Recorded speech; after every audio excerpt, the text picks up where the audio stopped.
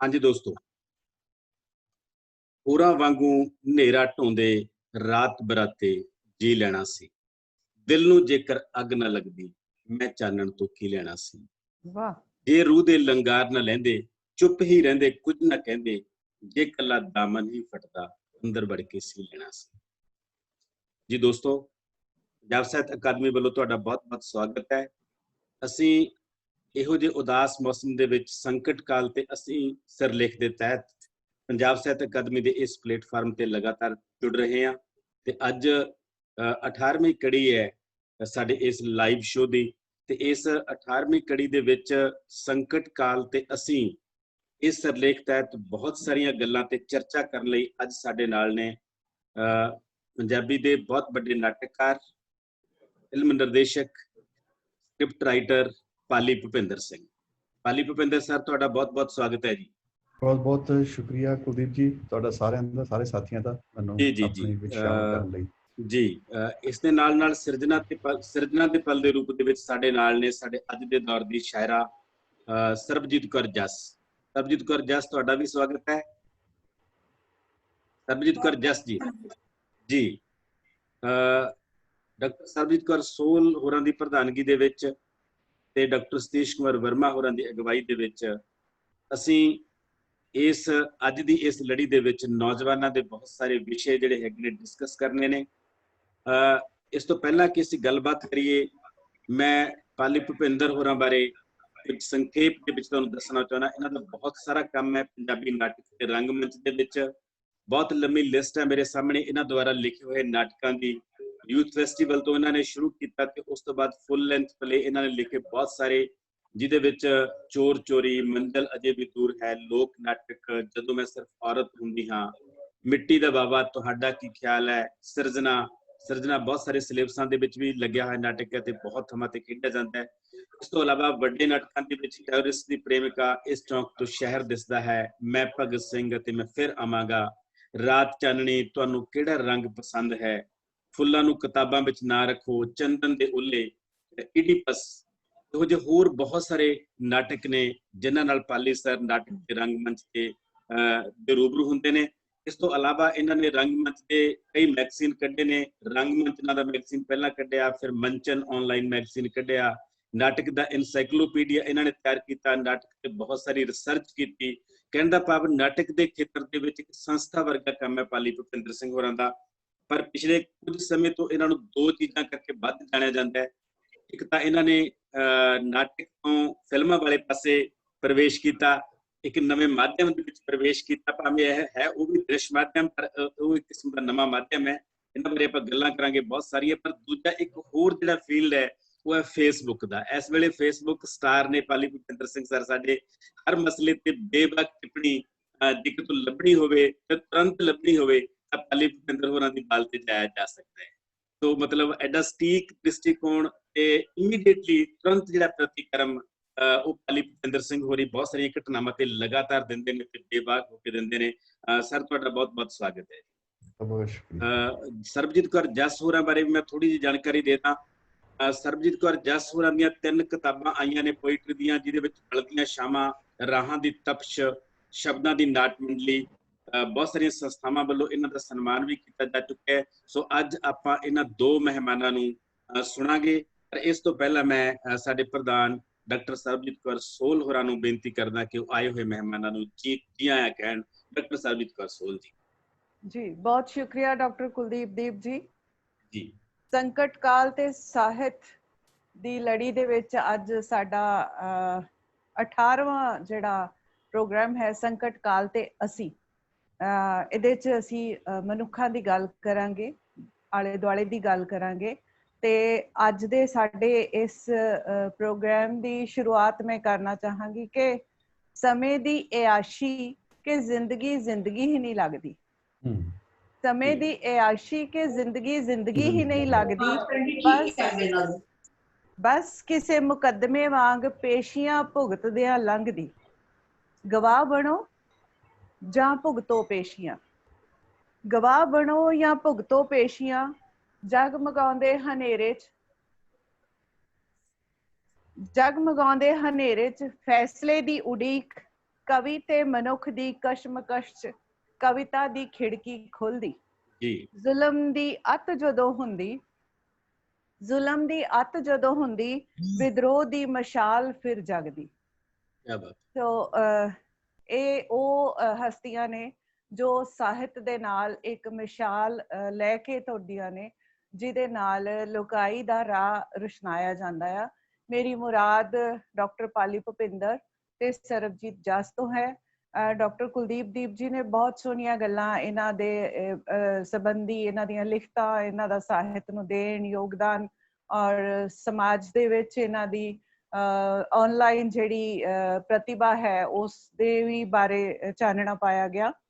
ਸੋ ਬਹੁਤ ਵਧੀਆ ਗੱਲਾਂ ਅੱਜ ਅਸੀਂ ਕਰਾਂਗੇ ਤੇ ਮੈਂ ਸਵਾਗਤ ਕਰਦੀ ਹਾਂ ਡਾਕਟਰ ਪਾਲੀ ਭੁਪਿੰਦਰ ਜੀ ਦਾ ਤੇ ਸਰਬਜੀਤ ਜਸ ਦਾ, ਡਾਕਟਰ ਕੁਲਦੀਪ ਦੀਪ ਜੀ ਦਾ ਤੇ ਸਾਡੇ ਹੋਰ ਬਹੁਤ ਸਾਰੇ ਮਿਹਰਬਾਨ ਸਾਡੇ ਦੋਸਤ ਜਿਹੜੇ ਹਰ ਰੋਜ਼ ਸਾਡੇ ਨਾਲ ਜੁੜਦੇ ਨੇ। ਉਹਨਾਂ ਦਾ ਕੋਟਨ ਸਵਾਗਤ ਹੈ, ਸ਼ੁਕਰੀਆ ਉਹਨਾਂ ਦਾ ਕਿ ਉਹ ਸਾਡੇ ਨਾਲ ਗੱਲਬਾਤ ਕਰਦੇ ਨੇ, ਆਪਣੇ ਅਹਿਸਾਸ ਸਾਡੇ ਤੱਕ ਪਹੁੰਚਾਉਂਦੇ ਨੇ। ਤੇ ਸੰਕਟ ਕਾਲ ਦੀ ਇਸ ਘੜੀ ਦੇ ਵਿੱਚ ਅਸੀਂ ਬਹੁਤ ਸਾਰੀਆਂ ਗੱਲਾਂ ਜਿਹੜੀਆਂ ਨੇ ਉਹ ਨਵੀਆਂ ਸਿੱਖ ਰਹੇ ਹਾਂ, ਸੁਣ ਰਹੇ ਹਾਂ, ਸਮਝ ਰਹੇ ਹਾਂ ਤੇ ਜ਼ਰੂਰ ਉਹਨਾਂ ਤੋਂ ਕੋਈ ਸੇਧ ਵੀ ਸਾਨੂੰ ਮਿਲ ਰਹੀ ਹੋਊਗੀ। ਸੋ ਇਸ ਸੰਦਰਭ ਦੇ ਵਿੱਚ ਮੈਂ ਜ਼ਿਆਦਾ ਕੁਝ ਨਾ ਕਹਿੰਦੀ ਹੋਈ ਮੈਂ ਇੱਕ ਗੱਲ ਨੂੰ ਜ਼ਰੂਰ ਕਹਿਣੀ ਚਾਹਾਂਗੀ ਕਿ ਆਪਾਂ ਨੂੰ ਲੱਗਦਾ ਹੁੰਦਾ ਜਦੋਂ ਅਸੀਂ ਮੀਡੀਆ ਨਾਲ, ਕਿਉਂਕਿ ਪਾਲੀ ਜੀ ਜੁੜੇ ਹੋਏ ਨੇ, ਫਿਲਮਾਂ ਨਾਲ ਜੁੜੇ ਹੋਏ ਨੇ, ਤਾਂ ਕਿਤੇ ਨਾ ਕਿਤੇ ਏਦਾਂ ਲੱਗਦਾ ਕਿ ਜਿਹੜਾ ਅੱਜ ਕੱਲ੍ਹ ਟੀਵੀ ਹੈ ਉਹ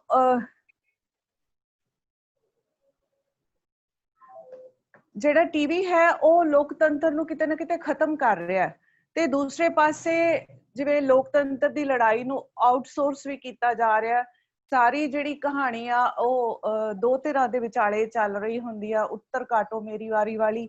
ਔਰ ਸਭ ਤੋਂ ਵੱਡੀ ਗੱਲ ਜਿਹੜੀ ਮੈਨੂੰ ਮਹਿਸੂਸ ਹੁੰਦੀ ਆ ਕਿ ਅੱਜ ਕੱਲ੍ਹ ਜਿਹੜਾ ਮੀਡੀਆ ਹੈ, ਜੋ ਵੀ ਅਸੀਂ ਖਬਰਾਂ ਵੇਖ ਰਹੇ ਹੁੰਦੇ ਆ, ਜੋ ਅਸੀਂ ਬਹਿਸਾਂ ਵੇਖ ਰਹੇ ਹੁੰਦੇ ਆ, ਗਾਲੀ ਗਲੋਚ ਵੇਖ ਰਹੇ ਹੁੰਦੇ ਆ ਤੇ ਵਧੇਰੇ ਕਰਕੇ ਜਿਵੇਂ ਹੁਣ ਨੈਟਫਲਿਕਸ ਆ ਗਿਆ, ਯੂਟਿਊਬ ਆ ਗਈ, ਤਾਂ ਸਾਰੀਆਂ ਚੀਜ਼ਾਂ ਸਾਡੇ ਕੋਲੇ ਸਮੇਂ ਤੋਂ ਬਾਅਦ ਵੀ ਹੋਣ ਤੋਂ ਬਾਅਦ ਵੀ ਸਾਡੇ ਕੋਲੇ ਪਈਆਂ ਹੁੰਦੀਆਂ ਨੇ, ਜਿਨ੍ਹਾਂ ਨੂੰ ਅਸੀਂ ਜਦੋਂ ਚਾਹੀਏ ਜਿਵੇਂ ਚਾਹੀਏ ਵੇਖ ਸਕਦੇ ਹਾਂ, ਸੁਣ ਸਕਦੇ ਹਾਂ। ਸੋ ਮੈਨੂੰ ਲੱਗਦਾ ਹੈ ਕਿ ਅੱਜ ਕੱਲ੍ਹ ਹੁਣ ਨਾ, ਅੱਗੇ ਤਾਂ ਕਹਿੰਦੇ ਹੁੰਦੇ ਸੀ ਕਿ ਅੱਖਾਂ 'ਚ ਧੂੜ ਝੋਕਣੀ, ਵੀ ਅੱਖਾਂ 'ਚ ਧੂੜ ਪਾਉਣੀ ਆ ਝੋਕਣੀ, ਤੇ ਹੁਣ ਮੈਨੂੰ ਲੱਗਦਾ ਆ ਕਿ ਅੱਜ ਦਾ ਜਿਹੜਾ ਸਮਾਂ ਆ ਉਹ ਜਿਹੜਾ ਮੀਡੀਆ ਹੈ ਉਹ ਲੋਕਾਂ ਦੀਆਂ ਅੱਖਾਂ ਦੇ ਵਿੱਚ ਇਮੇਜ ਝੋਕ ਰਿਹਾ ਕਿ ਅਸੀਂ ਧੂੜ ਦੀ ਥਾਂ ਤੇ ਇਮੇਜ ਪਾ ਰਹੇ ਹਾਂ, ਕਿ ਅਸੀਂ ਲੋਕਾਂ ਨੂੰ ਇੱਕ ਆਦਤ ਪਾ ਰਹੇ ਹਾਂ ਕਿ ਤੁਸੀਂ ਇਸੇ ਤਰ੍ਹਾਂ ਸੋਚਣਾ, ਤੁਸੀਂ ਇਸੇ ਤਰ੍ਹਾਂ ਵੇਖਣਾ, ਤੁਸੀਂ ਆਹੀ ਵੇਖਣਾ। ਜੋ ਅਸਲੀਅਤ ਹੈ ਉਹ ਕਿਤੇ ਹੋਰ ਆ, ਉਹ ਕਿਸੇ ਹੋਰ ਨੁੱਕਰ 'ਚ ਆ, ਉਹ ਕਿਤੇ ਹੋਰ ਪਰਤਾਂ 'ਚ ਲੁਕੀ ਪਈ ਆ। ਸੋ ਮੈਨੂੰ ਲੱਗਦਾ ਹੈ ਕਿ ਅੱਜ ਜ਼ਰੂਰ ਅਸੀਂ ਇਹਨਾਂ ਗੁੰਝਲਾਂ ਨੂੰ ਸੁਲਝਾਉਣ ਦੀ ਕੋਸ਼ਿਸ਼ ਕਰਾਂਗੇ, ਇਹਨਾਂ ਪਰਤਾਂ ਦੇ ਵਿੱਚ ਜੋ ਓਲਿਆਂ 'ਚ ਹੈ ਉਸ ਨੂੰ ਸਮਝਣ ਦੀ ਕੋਸ਼ਿਸ਼ ਕਰਾਂਗੇ। ਸੋ ਮੈਂ ਬਹੁਤ ਸ਼ੁਕਰਗੁਜ਼ਾਰ ਹਾਂ ਪਾਲੀ ਭੁਪਿੰਦਰ ਜੀ ਤੇ ਸਰਬਜੀਤ ਜਸ ਕਿ ਅਸੀਂ ਅੱਜ ਬਹੁਤ ਸੋਹਣੀਆਂ ਔਰ ਬੜੀਆਂ ਪਿਆਰੀਆਂ ਹਸਤੀਆਂ ਨੂੰ ਮਿਲਾਂਗੇ, ਉਹਨਾਂ ਦੀਆਂ ਗੱਲਾਂ ਸੁਣਾਂਗੇ। ਬਹੁਤ ਬਹੁਤ ਮਿਹਰਬਾਨੀ ਤੇ ਸਵਾਗਤ। ਜੀ ਮੈਮ, ਹੁਣ ਆਪਾਂ ਬਿਨਾਂ ਕਿਸੇ ਦੇਰੀ ਦੇ ਸਰਬਜੀਤ ਕੌਰ ਜਸ ਹੋਰਾਂ ਵੱਲ ਆਉਣੇ ਆ। ਤੇ ਸਰਬਜੀਤ ਕੌਰ ਜਸ ਦੀ ਕਵਿਤਾ ਸਮਾਜਿਕ ਸਰੋਕਾਰਾਂ ਦੀ ਕਵਿਤਾ ਹੈ, ਰੋਹ ਵਿਦਰੋਹ ਦੀ ਕਵਿਤਾ ਹੈ। ਜਿਸ ਕਵਿਤਾ ਦੀ ਅੱਜ ਸਮੇਂ ਨੂੰ ਬਹੁਤ ਵੱਡੀ ਲੋੜ ਹੈ, ਸਰਬਜੀਤ ਜਸ ਉਹ ਕਵਿਤਾ ਲਿਖ ਰਹੀ ਹੈ। ਜਦੋਂ ਸਰਬਜੀਤ ਜਸ ਇਹ ਕਹਿੰਦੀ ਹੈ ਕਿ ਜਦੋਂ ਤੁਸੀਂ ਸੁੱਤੇ ਹੁੰਦੇ ਹੋ ਤਾਂ ਹਾਕਮ ਤੁਹਾਡੇ ਸੁੱਤੇ ਪਿਆਂ ਦਾ ਮੱਥਾ ਚੁੰਮਦਾ ਹੈ, ਪਿੱਠ ਪਲੋਸਦਾ ਹੈ ਤੇ ਤੁਹਾਡੇ ਸੁਪਨਿਆਂ ਦੇ ਹਾਣ ਦੀਆਂ ਲੋਰੀਆਂ ਸੁਣਾਉਂਦਾ ਹੈ।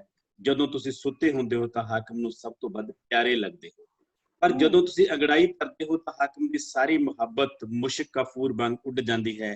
ਹਾਕਮ ਨਾ ਤੀਰ ਨਾ ਤਲਵਾਰ ਨਾ ਬੰਬ ਨਾ ਬੰਦੂਕ ਤੋਂ ਡਰਦਾ ਹੈ, ਹਾਕਮ ਤੁਹਾਡੇ ਜਾਗਣ ਤੋਂ ਡਰਦਾ ਹੈ। ਸੱਚਮੁੱਚ ਹਾਕਮ ਸਾਡੇ ਜਾਗਣ ਤੋਂ ਡਰਦਾ ਹੈ ਤੇ ਇਸ ਵੇਲੇ ਲੋੜ ਜਾਗਣ ਤੇ ਜਗਾਉਣ ਦੀ ਹੀ ਹੈ। ਹਾਕਮ ਤਾਂ ਖੁਦ ਜਾਗਿਆ ਹੋਇਆ ਤੇ ਹਾਕਮ ਬਹੁਤ ਸਾਰੀਆਂ ਚੀਜ਼ਾਂ ਇਹੋ ਜਿਹੀਆਂ ਕਰ ਰਿਹਾ ਹੈ ਜਿਨ੍ਹਾਂ ਤੋਂ ਰੋਕਣ ਦੀ ਲੋੜ ਹੈ, ਜਿਨ੍ਹਾਂ ਦੇ ਖਿਲਾਫ ਇੱਕ ਲਹਿਰ ਖੜੀ ਕਰਨ ਦੀ ਲੋੜ ਹੈ। ਜੀ ਸਰਬਜੀਤ ਕੌਰ ਜਸ, ਤੁਹਾਡਾ ਇੱਕ ਵਾਰੀ ਫਿਰ ਸਵਾਗਤ ਹੈ। ਆਓ ਦੀ ਹੌਟ ਸੀਟ ਤੇ ਆਪਾਂ ਗੱਲਾਂ ਬਾਤਾਂ ਕਰੀਏ, ਕਵਿਤਾ ਸੁਣੀਏ ਤੁਹਾਡੀ। ਬਹੁਤ ਸ਼ੁਕਰੀਆ ਕੁਲਦੀਪ ਦੀਪ ਜੀ। ਬਾਕੀ ਮੈਂ ਪੰਜਾਬ ਸਾਹਿਤ ਅਕਾਡਮੀ ਦਾ ਤਹਿ ਦਿਲੋਂ ਧੰਨਵਾਦ ਕਰਦੀ ਹਾਂ। ਮੈਡਮ ਸਰਬਜੀਤ ਸੋਹਲ ਜੀ ਦਾ ਬਹੁਤ ਬਹੁਤ ਧੰਨਵਾਦ, ਜਿਨ੍ਹਾਂ ਨੇ ਸਾਨੂੰ ਇੱਕ ਪਲੇਟਫਾਰਮ ਮੁਹੱਈਆ ਕੀਤਾ। ਇਸ ਸੰਕਟ ਕਾਲ ਦੇ ਵਿੱਚ ਆਪਣੀਆਂ ਜਿਹੜੀਆਂ ਅੰਦਰੂਨੀ ਭਾਵਨਾਵਾਂ ਨੇ ਉਹ ਸਾਂਝੀਆਂ ਕਰਨ ਦਾ ਇੱਕ ਜੋ ਸਾਨੂੰ ਮੌਕਾ ਦਿੱਤਾ, ਬਹੁਤ ਬਹੁਤ ਧੰਨਵਾਦ। ਬਹੁਤ ਸ਼ੁਕਰੀਆ। ਅਕਸਰ ਕੋਈ ਨਾ ਕੋਈ ਜਿਹੜੀ ਨਜ਼ਮ ਹੁੰਦੀ ਹੈ ਕਿਸੇ ਕਵੀ ਦਾ ਸਰਨਾਮਾ ਬਣ ਜਾਂਦੀ ਹੈ ਜੀ।